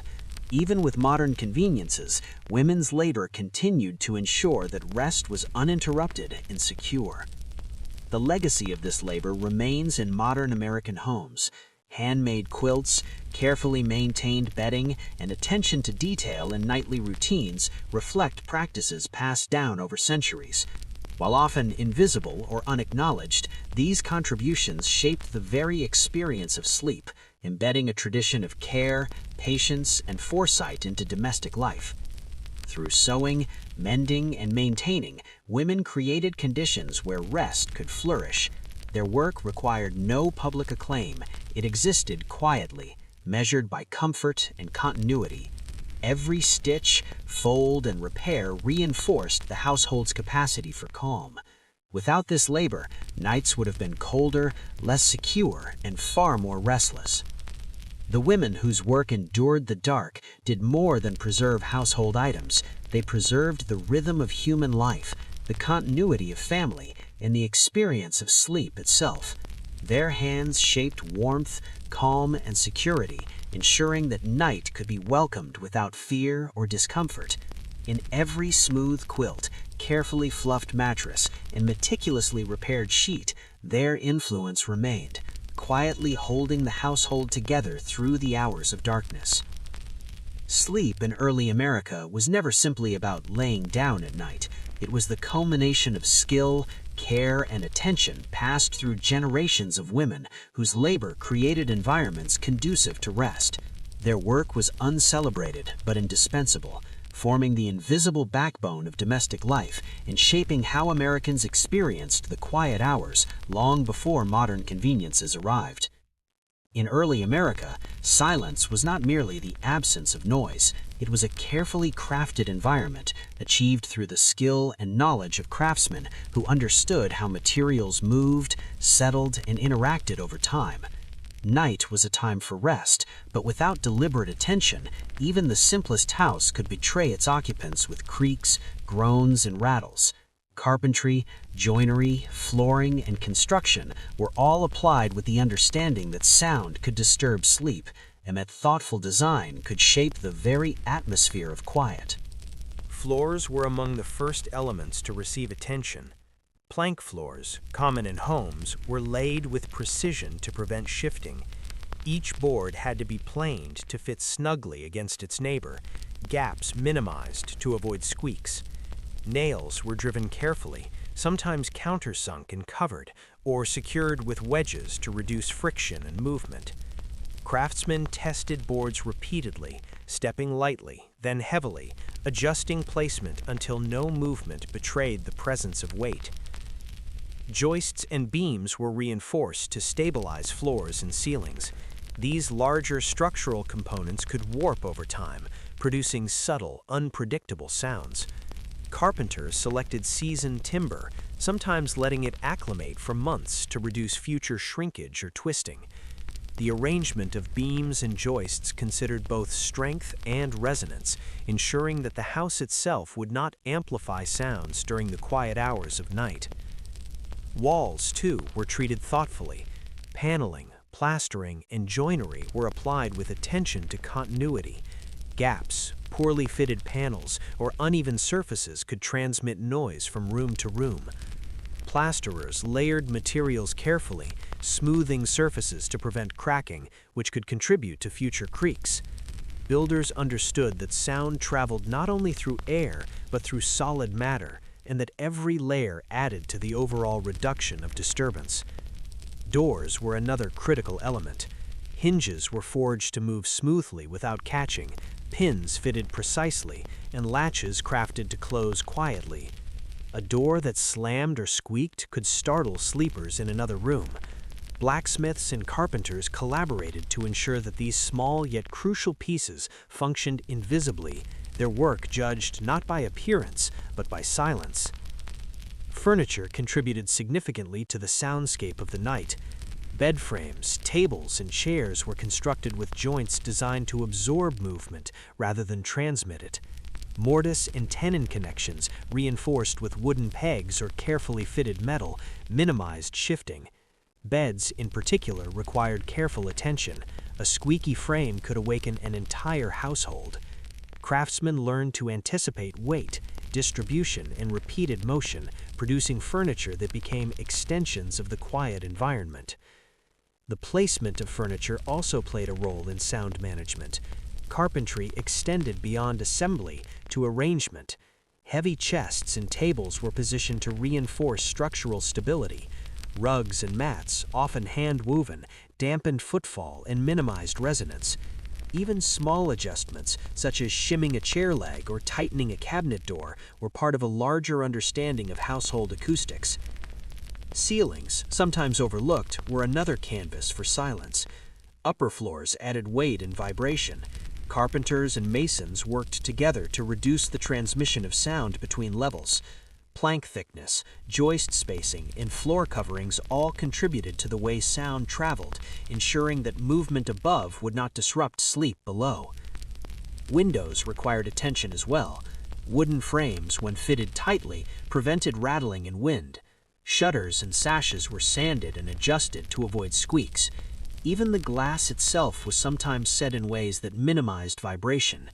These details were small but cumulative, shaping an environment where the night remained undisturbed. Beyond materials and construction, craftsmen developed an intuitive sense of timing. They understood that wood, plaster, and metal settled gradually. They accounted for seasonal expansion and contraction, ensuring that joints would remain tight through winter cold and summer heat. Patience in the building process reduced long-term noise, and preventative care extended the life of the home's quiet. Maintenance was also part of the equation. Households depended on craftsmen to repair worn floors, reinforce beams, tighten furniture joints, and adjust doors and latches. These visits were often quiet affairs, performed with minimal disruption. A squeak repaired in the afternoon might prevent hours of waking in the night. The ongoing care of the home was as important as its initial construction in maintaining a peaceful environment. The skill required to create such silent spaces was largely unrecognized in broader society. Craftsmen were valued for durability in appearance, but their work in controlling sound was less visible, yet it directly influenced quality of life. A well-built home allowed uninterrupted sleep, contributing to health, energy, and emotional well-being. Noise, by contrast, produced tension and fatigue, eroding the comfort that other crafts ensured. Rural and frontier homes presented particular challenges. Wood shrank and warped more in drier climates, beams shifted in older structures, and materials were often harvested locally rather than imported, introducing variability. Craftsmen adapted by choosing the best available timber, carefully seasoning it, and designing structures that compensated for these inconsistencies. Sleep in these homes depended on ingenuity as much as craftsmanship. Urban homes, crowded and compact, required similar attention with additional constraints. Shared walls, narrow floors, and adjacent rooms meant that a single squeaky hinge or poorly fitted floorboard could affect multiple households. Builders in these environments had to anticipate sound propagation beyond their own walls, producing work that contained movement and noise effectively. Even in multi-use spaces, silence was maintained through design. Beds, chairs, and tables were placed to minimize interference. Heavy textiles dampened sound. Rugs, quilts, and curtains all played a part. Craftsmen understood that sound was cumulative. A single creak or squeak might be tolerable, but multiple sources combined could disrupt sleep entirely. Seasonal cycles again played a role. Winter brought contraction in wood, creating small gaps in potential noise. Summer's heat and humidity caused expansion and occasional warping. Craftsmen designed joints, fittings, and furniture to accommodate these changes, ensuring that homes remained quiet despite the natural movement of materials. The culture of silence extended to tools and techniques. Carpenters planed wood with attention to smoothness. Nails and screws were countersunk and set carefully. Metal fittings were forged to precise tolerances. Each element reflected an understanding that even minor imperfections could manifest as disruption in the stillness of night. Through their work, craftsmen created homes that were not only functional but restorative. The absence of noise allowed bodies to relax, breathing to slow, and the mind to drift. Night became a sanctuary, a space where the household could rejuvenate, protected both from external and internal disturbances. Modern homes still benefit from these principles, though materials and methods have changed. Hardwood floors, tight windows, and well-built furniture continue to influence the quality of rest, echoing the knowledge passed down from generations of craftsmen who understood the subtleties of sound. The craftsmen who removed noise were often invisible, their labor unnoticed when successful, but their influence shaped human experience profoundly. Every joint tightened, floorboard smoothed, and hinge adjusted contributed to nights of undisturbed sleep. They transformed raw materials into an environment where stillness could exist, demonstrating that silence itself is a product of care, knowledge, and skill. In early America, the quiet of the night was neither accidental nor natural. It was constructed, maintained, and protected by hands attuned to the needs of rest. Every plank of wood, every layer of straw, feather, or wool, every stitch in a quilt reflected human attention, observation, and care. Sleep was a dialogue between the body and the objects that supported it, a relationship nurtured over years of use and adjustment. But with the rise of industrialization in the 19th and 20th centuries, this intimate connection began to shift. Mass production brought convenience, consistency, and accessibility, but it also introduced a subtle, profound loss of touch, altering the way Americans experienced rest. Before factories dominated the market, beds were personal creations. Carpenters, blacksmiths, and weavers worked in close consultation with the households they served. Bed frames were sized precisely to the dimensions of a room and the needs of its inhabitants. Mattresses were layered with materials selected for firmness, resilience, and climate, adjusted to the sleeper's body over time. Quilts were sewn with care, weighted appropriately, and maintained by generations of women who understood both the materials and the patterns of the family. Sleep was embedded in these physical, tactile interactions, a conversation between human and object that extended into the night. The arrival of mass production began to change that dynamic. Factories could produce beds, mattresses, and bedding at scale, standardizing sizes, fillings, and designs.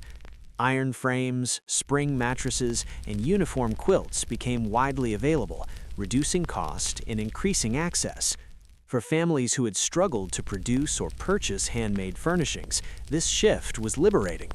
It allowed more people to obtain beds that were durable, portable, and consistent in quality.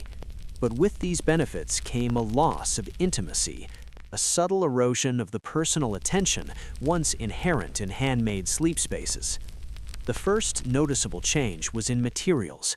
Handmade mattresses were filled with straw, feathers, and wool, materials chosen and layered for their unique qualities. Craftsmen adjusted them according to season, health, and body weight. With industrialization, these fillings were replaced with standardized cotton batting, compressed fibers, and eventually early synthetic materials. The tactile nuance of a bed that responded to a sleeper's body was lost. Where a handmade mattress could be opened, fluffed, and reshaped, the industrial mattress arrived as a finished product, fixed and unyielding. Quilts and blankets also reflected this transformation. Handmade quilts carried the weight of personal history, incorporating scraps of clothing, carefully adjusted layers, and stitching that reflected skill and care. Industrial quilts, though consistent and widely available, lacked that responsiveness. They were uniform, designed to look pleasing and perform adequately, but they could not adapt to an individual body or household in the same intimate way. Comfort became a matter of production standards rather than human judgment. Beds themselves changed in form and function. Wooden frames gave way to iron and steel, constructed in factories and shipped in parts or pre-assembled. While strong and durable, these frames were less forgiving than the wooden joints crafted by carpenters. A handmade bed absorbed small movements. A factory frame was rigid, transmitting noise and motion more directly. The subtle understanding between bed and body, the responsiveness that ensured quiet sleep, was diminished. Night became less a dialogue and more a passive experience, shaped by the rigidity of manufactured materials. Industrialization also altered maintenance and care. Handmade items required attention. Mattresses were refluffed, quilts repaired, and frames adjusted. This care fostered a relationship between the household and their sleeping environment. With mass production, the expectation shifted toward replacement rather than repair. A sagging mattress or worn quilt was discarded rather than renewed. This approach reduced labor and increased convenience, but it also severed the ongoing interaction that had once nurtured rest and comfort. The social implications of these changes were significant. Sleep became more uniform, more detached from local environment and individual preference. Industrial bedding did not reflect regional climates, seasonal variations, or family practices. A mattress produced in a northern factory might be shipped to the south without consideration for temperature, humidity, or personal habits. The intimate knowledge that had once been embedded in handcrafted sleep spaces was replaced by standardized assumptions about comfort. Even nighttime rituals were affected. Handmade items signaled transitions between day and night. Flipping a quilt, closing shutters, and arranging bedding were gestures tied to care and observation. Industrial products arrived pre-assembled and consistent, offering less opportunity for deliberate, thoughtful interaction. The tactile and ritualistic dimensions of preparing for rest were diminished, replaced by uniformity and convenience. Yet industrialization was not uniformly negative. It allowed more households to obtain furniture and bedding that previously would have been inaccessible. Urban populations, crowded into smaller homes or apartments, benefited from standardized, durable furnishings. For many, these items improved sleep relative to the limitations of their environment, offering consistent support and protection from the elements.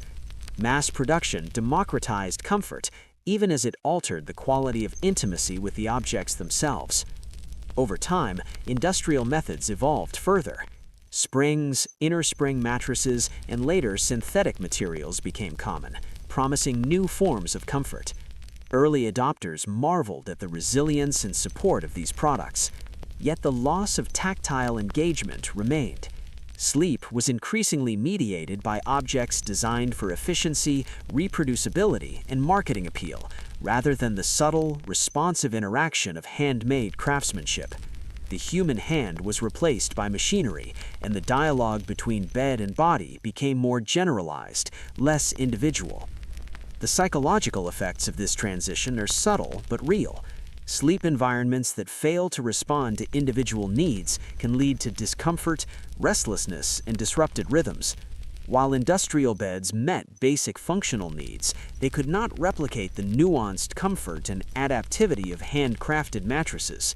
Families who had once managed warmth, firmness, and layering through attentive labor now relied on standardized products with fixed characteristics. The intimacy of care was replaced by expectation and consumer choice. At the same time, certain aspects of handcrafted traditions persisted. Women continued to sew, mend, and maintain bedding, even industrial quilts or mattresses. Carpentry skills were applied to beds and furniture not available from factories. Blacksmithing remained relevant for certain hardware and structural elements. Industrial production did not entirely erase the human touch, but it reduced its centrality, reconfiguring the way people related to their sleep environments. Today, echoes of this shift are evident. Modern mattresses, sheets, and bedding often prioritize convenience, durability, and market trends. Customization and hands-on adjustment are less common, though niche markets for handcrafted, natural, or tailored products reflect a desire to reclaim that intimacy. Americans still seek the tactile comfort, personalized fit, and adaptivity that industrialization largely replaced, suggesting a deep-seated recognition of what was lost. The story of industrial change in sleep is double-edged. Mass production expanded access, ensured consistency, and reduced the labor required to prepare for night. It also diminished the relationship between human and object, replacing responsive, adaptive comfort with standardized convenience. Beds became objects to be bought and replaced, rather than cared for and adapted. The intimacy once embedded in every stitch, layer, and joint was largely replaced by machinery and factory processes. Understanding this transition offers insight into both the material and cultural history of American rest. It explains why handcrafted mattresses and quilts remain celebrated, why attention to bedding and sleep rituals endures, and why many modern consumers seek a return to materials and practices that emphasize touch, care, and adaptability. Industrialization was transformative, but it also reminds us that comfort is more than function. It is a product of interaction, patience, and human presence. The hands that once measured, layered, and stitched each bed may have been replaced by machines, but the principles they embodied, attention to detail, responsiveness to body and climate, and the quiet art of care, continue to inform our understanding of good sleep. The shift from hand to factory altered not only objects, but also the intimate relationship between people and rest, highlighting the profound influence of touch and labor on the simple act of lying down at night. Sleep, once handcrafted, became industrial, and in that transformation, Americans lost more than labor. They lost the quiet intimacy that had long defined the night. Yet even in modern times, the desire to reclaim that connection persists, a testament to the enduring value of touch, attention, and care in shaping rest. In the quiet of an early American night, the comfort that allowed families to sleep soundly was the result of countless hands working long before the first candle was lit or the last ember of the hearth faded. Carpenters who joined timber with precision, blacksmiths who forged silent hinges, weavers who layered quilts, and women who mended, fluffed, and repaired bedding, all contributed to the nightly rhythm of rest. Yet over time, the identities of these individuals, the people behind the comfort, faded from memory, even as their work continued to shape lives night after night. The anonymity of craftsmanship was never accidental. In many cases, the labor itself demanded humility. Artisans, particularly in rural and frontier settings, were focused on function rather than fame. A bed frame once assembled, a mattress once layered, or a quilt once stitched were meant to perform their role silently. The ultimate measure of success was invisibility. If a hinge moved without sound, if a mattress supported without complaint, if a quilt provided warmth without fuss, the craftsman's work was perfect precisely because it went unnoticed. Recognition, in the form of applause or record, was irrelevant. The satisfaction came from the quiet assurance that a household could rest uninterrupted. Many craftsmen lived within the communities they served, blending into daily life. Carpenters, blacksmiths, and weavers were neighbors, friends, and family members. Their work was interwoven with the routines of those around them, and over time, it became part of the environment itself. When a child lay down at night on a mattress layered with care, it was almost impossible to distinguish the human effort behind it from the fabric, wood, and metal that cradled them. The labor became inseparable from its product, and as decades passed, the memory of the hands that shaped it faded further. Women, too, played a central role in maintaining nightly comfort, yet they were even more invisible by the standards of history. Their contributions, sewing, mending, repairing, and layering, were largely domestic, integrated into the daily rhythms of the household. While essential, these tasks were rarely documented, rarely recognized outside of family circles, and even within those circles, often subsumed into the continuity of routine. A quilt repaired seamlessly, a mattress fluffed precisely, a candle trimmed just so, all passed unnoticed into the night, sustaining sleep without ever drawing attention to the maker. The shift toward industrialization further obscured these identities. As factories began producing beds, quilts, and mattresses at scale, the once local craftsmen were replaced by anonymous laborers in distant cities. The individuality of each product diminished. Where a handmade mattress might bear the subtle marks of the artisan who layered it, a factory mattress was uniform, standardized, and untraceable. The continuity of human touch, so central to early comfort, became a generalized function rather than a personal craft. Industrial anonymity overshadowed even the most visible local artisans, accelerating the erasure of names from collective memory. Documentation, or the lack thereof, contributed to their obscurity. Early craftsmen seldom signed their work. Unlike painters, sculptors, or writers, whose creations were explicitly associated with a name, the builders of sleep were practical. Their purpose was utility. A bed frame, a quilt, or a hinge did not carry a signature or a maker's mark. Even when names were recorded in household accounts or community logs, these references were functional, tied to payment or transaction, rather than legacy. Over time, these references were lost, leaving only the objects themselves to testify to the skill invested in them. The ephemeral nature of materials further erased memory. Straw, feathers, and wool decay. Quilts wear thin, and wooden frames rot or are replaced.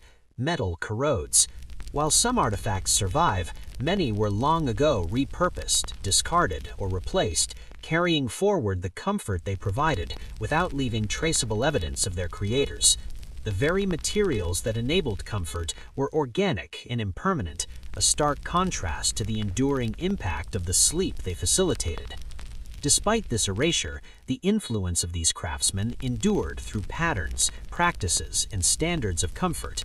The principles they established, how to layer bedding for warmth, join timber to prevent creaks, or sew quilts that retained heat, persisted long after the individual hands were forgotten. Families continued to follow routines established by earlier generations, often without realizing that these methods were inventions of particular people. The comfort of the night became cultural inheritance, a living legacy that no longer bore the name of its originator. Even in urban centers, where trade directories and guilds recorded names, the personal identity of craftsmen remained secondary to the collective work. Journeymen and apprentices often contributed anonymously under the name of a master, further complicating attribution.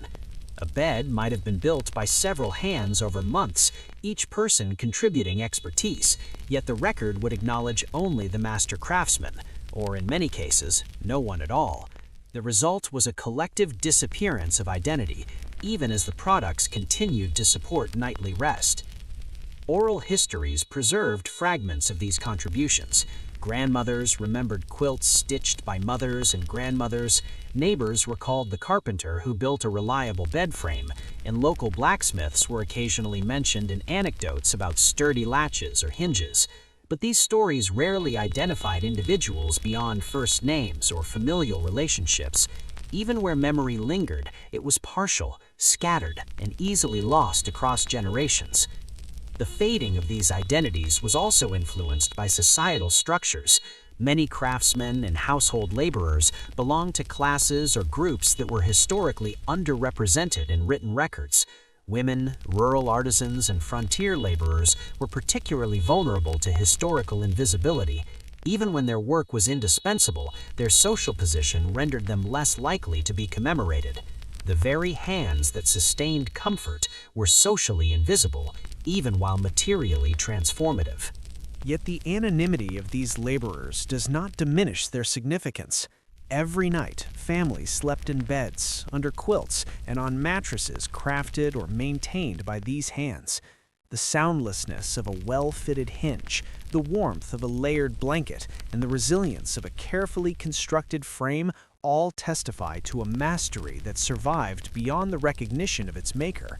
Their labor was enduring, their legacy embedded not in archives or plaques, but in the lived experience of countless nights of uninterrupted rest. This invisibility also reflects a broader pattern in human history. The most essential work is often the least celebrated. Those who ensure comfort, health, and continuity frequently operate in the background. Their impact felt more than their names remembered. Yet without their contributions, the fabric of daily life and the quality of sleep itself would be fundamentally altered. The quiet, persistent labor of these early American craftsmen shaped a rhythm of living that continues to influence modern practices of rest and comfort. Even as modern readers or observers cannot name these craftsmen, they remain present in every stable bed, every smooth floor, every quiet hinge, and every warm quilt. Their techniques were passed down, refined, and adapted, creating a lineage of comfort that outlasts individual memory. Sleep, in a very real sense, is their ongoing creation, renewed nightly without acknowledgement, sustaining life through centuries of quiet service. In remembering the forgotten names, we recognize the enduring value of labor that was never meant to be noticed. Carpenters, blacksmiths, weavers, and women of the household transformed raw materials into environments conducive to rest. Though their identities have faded from historical records, their influence continues, shaping how Americans experience the night. Every well-constructed bed, every soft quilt, and every quiet hinge is a testament to their skill, care, and foresight, echoing silently through generations. Ultimately, the story of these forgotten craftsmen reminds us that legacy is not always measured in recognition. Sometimes it is measured in the ongoing comfort, the uninterrupted rest, and the quiet continuity of life itself. Night after night, long after names have been lost, their labor endures, shaping human experience in ways both profound and intimate, a silent gift to generations who may never know from whom it came. Even in the modern age of memory foam, adjustable bases, and mass-produced bedding, the echoes of traditional craftsmanship quietly shape the way Americans experience sleep. The hands that once measured, stitched, hammered, and layered for the sake of nightly rest have left a legacy that continues to influence bedroom design, materials, and sleep habits. While technology has introduced convenience and innovation, the principles of comfort, durability, and attentiveness to human needs established centuries ago remain embedded in the spaces where people close their eyes each night. The foundations of modern bedroom design can be traced back to the work of early carpenters and builders. Traditional beds were constructed to support weight evenly, absorb movement, and minimize noise. Modern frames, though often made from metal or engineered wood, echo these concerns. Even as materials have evolved, the attention to stability and balance persists. Adjustable beds, slatted platforms, and reinforced frames all build upon the basic understanding that a bed must serve as both support and sanctuary, reflecting the lessons learned by generations of hands that shaped timber long before factory production. Materials continue to carry the imprint of traditional knowledge. While synthetic foams, latex, and innerspring mattresses dominate the market, many products integrate natural fillings or layered constructions reminiscent of historic methods. Feather beds, wool toppers, and cotton batting remain valued for their breathability, resilience, and comfort. Layering, once achieved by combining straw, wool, and quilts, remains central to modern bedding philosophy. Comforters, mattress pads, and blankets are arranged to regulate warmth, weight, and softness, reflecting the tactile wisdom accumulated by generations of craftsmen and homemakers. The design of the bedroom itself bears the influence of traditional practices. Early builders understood that placement, dimensions, and orientation affected sleep. Bedrooms were separated from high-traffic areas, insulated against drafts, and equipped with windows and shutters that controlled light and airflow. Modern architects and interior designers continue to heed these lessons, emphasizing quiet, insulated spaces for rest. Soundproofing, blackout curtains, and strategic room layouts mirror the practical solutions developed long before industrial construction. Even modern sleep routines owe a debt to the past. The timing of rest, the preparation of bedding, and the subtle environmental cues that signal bedtime have roots in traditions that predate electricity. In candlelit homes, light was carefully controlled to guide the body toward rest. Today, dimmable lamps, warm-colored lighting, and reduced evening screen time reflect the same principle, manipulating environmental cues to align with the body's natural rhythms. The concept of winding down before sleep, so familiar in contemporary wellness culture, echoes practices developed by generations of households accustomed to slow, deliberate evenings. Quilting and layered blankets, long maintained by the careful hands of women, remain culturally significant as well. While most Americans now purchase ready-made quilts, comforters, and sheets, the layering principle persists. The idea that warmth and comfort can be adjusted to suit season, climate, or individual preference is a direct descendant of historic domestic wisdom. Many families still maintain multiple blankets or bedding layers, rotating them with the seasons, a practice rooted in centuries of experience with natural materials and variable climates. The attention to tactile comfort is another enduring echo. Carpentry, mattress stuffing, and textile work were all tuned to the human body. Beds were designed to reduce pressure points, quilts and blankets conformed to shape, and materials were chosen to absorb motion and provide insulation. Modern mattress technology, memory foam, pocketed coils, and hybrid designs continue to respond to these same needs. The goal is the same: to provide support, reduce disruption, and enhance restorative rest. While technology offers new tools, the underlying understanding of the human body and its interaction with sleep surfaces remains remarkably consistent. Sound management, another hallmark of traditional craftsmanship, still influences modern bedrooms. Floors, walls, and ceilings are designed to minimize creaks and echoes. Hinges and latches are engineered for silent operation. Carpeting, rugs, and padding absorb noise, much like wooden beams, layered flooring, and textiles did in earlier centuries. The principle is unchanged. A quiet environment allows uninterrupted sleep. Modern builders and designers continue to prioritize acoustic considerations, demonstrating the persistence of lessons learned by generations of artisans. Temperature control, too, bears the mark of historical practices. Early Americans layered quilts, adjusted mattress fillings, and managed windows and shutters to regulate warmth. Today, adjustable thermostats, fans, air conditioning, and climate-specific bedding replicate these same goals. The focus remains on creating a consistent, comfortable environment conducive to restorative sleep. Even the selection of materials, breathable cotton, insulating wool, or temperature-sensitive memory foam, reflect centuries of accumulated knowledge about how humans interact with their sleep surfaces. Decorative elements of the bedroom also reflect the influence of traditional craftsmanship. Furniture is often designed with both form and function in mind, echoing the balance of aesthetic and utility found in handmade beds, chests, and wardrobes. Textiles continue to serve multiple purposes, offering beauty while insulating, softening sound, and providing tactile comfort.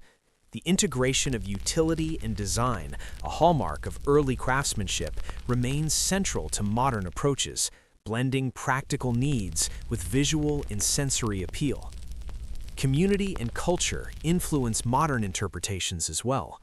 Quilting traditions, woodworking techniques, and textile craftsmanship are celebrated and preserved through museums, workshops, and hobbyist communities. These practices maintain a tangible connection to the skills that shaped historic sleep environments, demonstrating that modern Americans continue to value the tactile, responsive, and personalized approaches to comfort developed over centuries.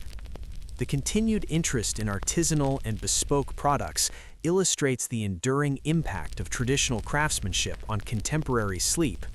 Handmade mattresses, hand-stitched quilts, and custom wood furniture have gained popularity precisely because they offer qualities that mass production cannot replicate: responsiveness, individuality, and the subtle attentiveness born of skilled hands. Consumers today recognize that sleep is enhanced not merely by technology, but by the thoughtful interplay of materials, design, and human care, a principle established long before industrialization. Even the rituals surrounding modern sleep echo the past. Preparing a bed, layering blankets, selecting sheets, and arranging pillows are acts of care reminiscent of the domestic routines of early American households. Nighttime hygiene, lighting, and environmental adjustments serve the same function as the candlelit rituals and careful material management of earlier generations. While forms and tools have changed, the underlying purpose remains the same: to create conditions conducive to deep, restorative rest. Technology, while transformative, has not erased these lessons.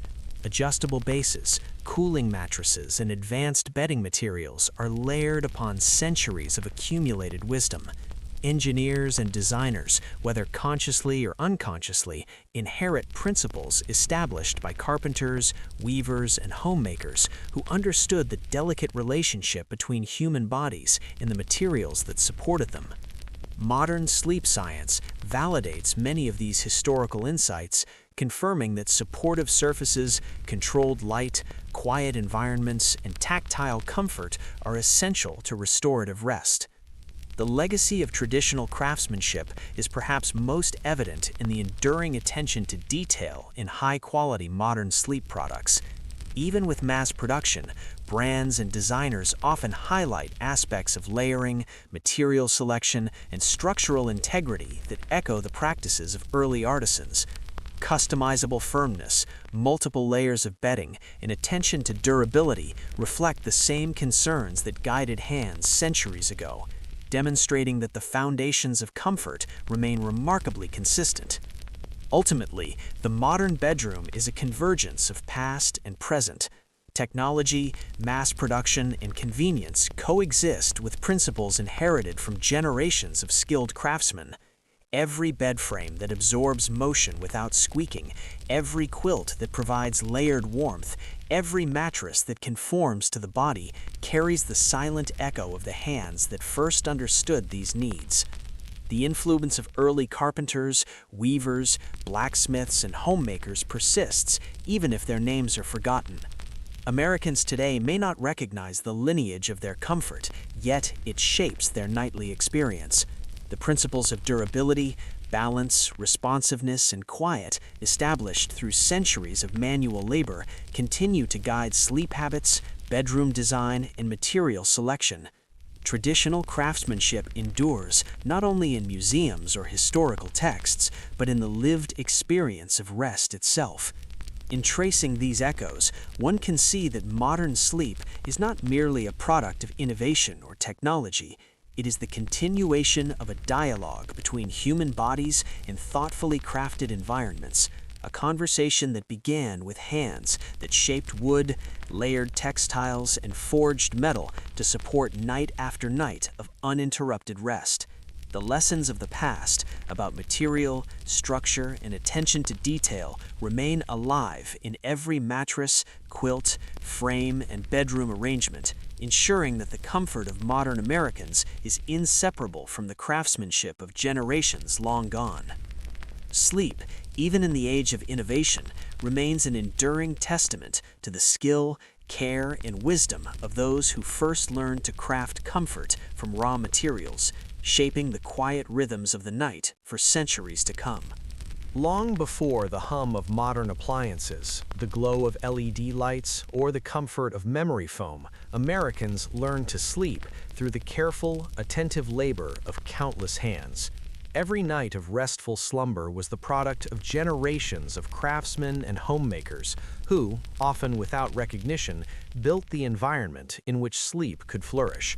From timber-framed beds to hand-stitched quilts, from layered mattresses to carefully smoothed floors, every element of the sleeping space was shaped by skill, patience, and a profound understanding of human needs.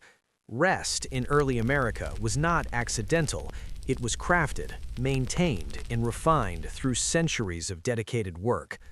The story of sleep begins with the carpenters, the makers of beds, cradles, and frames.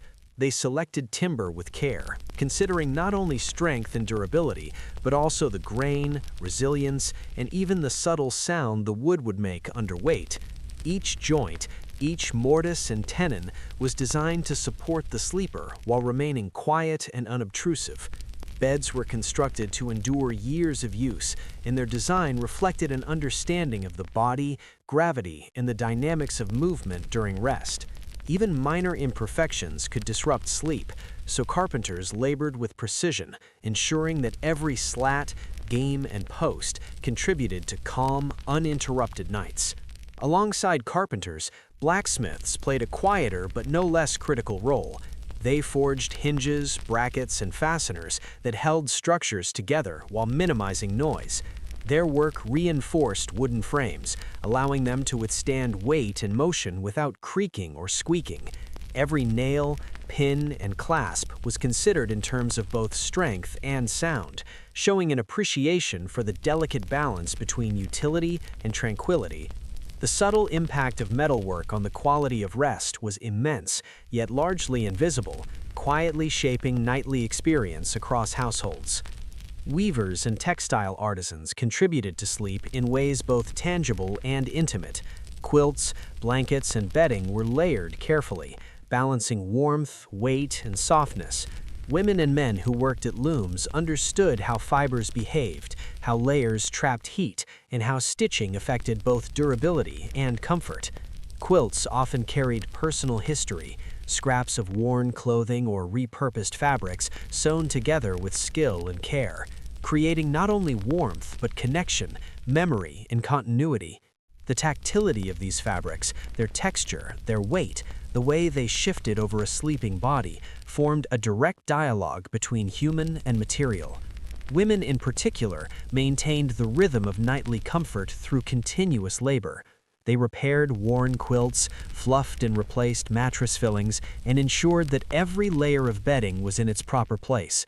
Their work was repetitive, demanding, and largely invisible, yet indispensable. Through attention to detail, they adapted bedding to seasonal changes, household needs, and individual preference. They choreographed the environment of sleep, arranging blankets, smoothing sheets, and ensuring that every bed was prepared to cradle rest effectively. The design of sleeping spaces themselves reflected a sophisticated understanding of comfort. Builders, plasterers, and masons shaped rooms with attention to insulation, draft reduction, and light control. Windows were fitted to prevent rattling, shutters designed to modulate airflow, and walls layered to buffer both temperature and sound. Floors were smoothed and reinforced to absorb motion, creating an environment in which the house itself contributed to sleep. Every aspect of the built environment was a silent participant in the nightly rhythm of rest. In rural and frontier settings, the demands of sleep were even greater. Harsh weather, open landscapes, and long nights required adaptability. Craftsmen and homemakers devised solutions to insulate beds, manage drafts, and layer materials for warmth. They understood the interplay between climate and environment, between body and environment, and they adjusted their work accordingly. Sleep was a challenge that required human ingenuity, and each handcrafted element was a response to the demands of the land and the seasons. Noise management was equally central. From floors to ceilings, doors to furniture, every surface had the potential to betray the sleeper with unwanted sound. Craftsmen learned to anticipate and control these disruptions. Wood was carefully planed and joined, metal fastenings precisely fitted, and furniture designed to absorb motion. Even small details, a tightened screw, a smoothed latch, a reinforced joint, contributed to an overarching calm. The night was sculpted, piece by piece, by hands attuned to both material and human need. As industrialization arrived, the nature of these contributions shifted. Mass-produced beds, mattresses, and textiles offered uniformity, affordability, and convenience, but the intimacy of handcrafted work, the responsive layering of materials, the subtle adjustments to climate and body, and the attention to quiet was diminished. Families gained access to products that required less maintenance, but lost the personal dialogue that had once defined nightly comfort. The shift from hand to machine transformed sleep into a co-created experience, into one mediated by standardized objects. Yet even amid industrialization, the principles of craftsmanship persisted. Layering materials, balancing firmness and softness, insulating against drafts, and reducing noise remained central to quality sleep. Modern mattresses, adjustable bases, and bedding combinations carry echoes of traditional knowledge, demonstrating that the insights developed over centuries remain relevant. Carpentry, weaving, metalwork, and domestic labor laid the foundation for the practices and products that continue to define restful sleep today. The anonymity of these hands is striking. Carpenters, blacksmiths, weavers, and homemakers contributed profoundly to well-being, yet their names were rarely recorded, and their work often left no permanent signature. Women's labor in particular remained largely invisible, absorbed into the ongoing routines of household management. Industrialization further obscured individual identities, replacing personal craftsmanship with uniform production. Still, their influence persisted, embedded in the structures, materials, and habits that shaped sleep for generations. Modern bedrooms continue to bear the imprint of this legacy. Design, material choice, and nightly routines echo the principles established by early American craftsmen. The quiet solidity of a bed frame, the layered warmth of bedding, the careful placement of furniture, and attention to sound and light all reflect knowledge handed down over centuries. Even with technological innovations in industrial production, the human-centered understanding of comfort remains central to restful sleep. Sleep itself, in its quality and experience, is the living testament to these hands. Every night, individuals rest on beds, beneath quilts, and atop mattresses shaped by principles established long before their creation. The continuity of comfort, stability, warmth, and quiet is a gift of cumulative labor, a dialogue across generations. It is a reminder that the unseen work of many hands, crafted with care, patience, and skill, create the foundation for human health, well-being, and rhythm. Ultimately, rest is built by many hands, not by a single innovation or individual. From the earliest timber frames to modern bedding, from hand-stitched quilts to industrially produced mattresses, every aspect of sleep carries echoes of those who labored to make rest possible.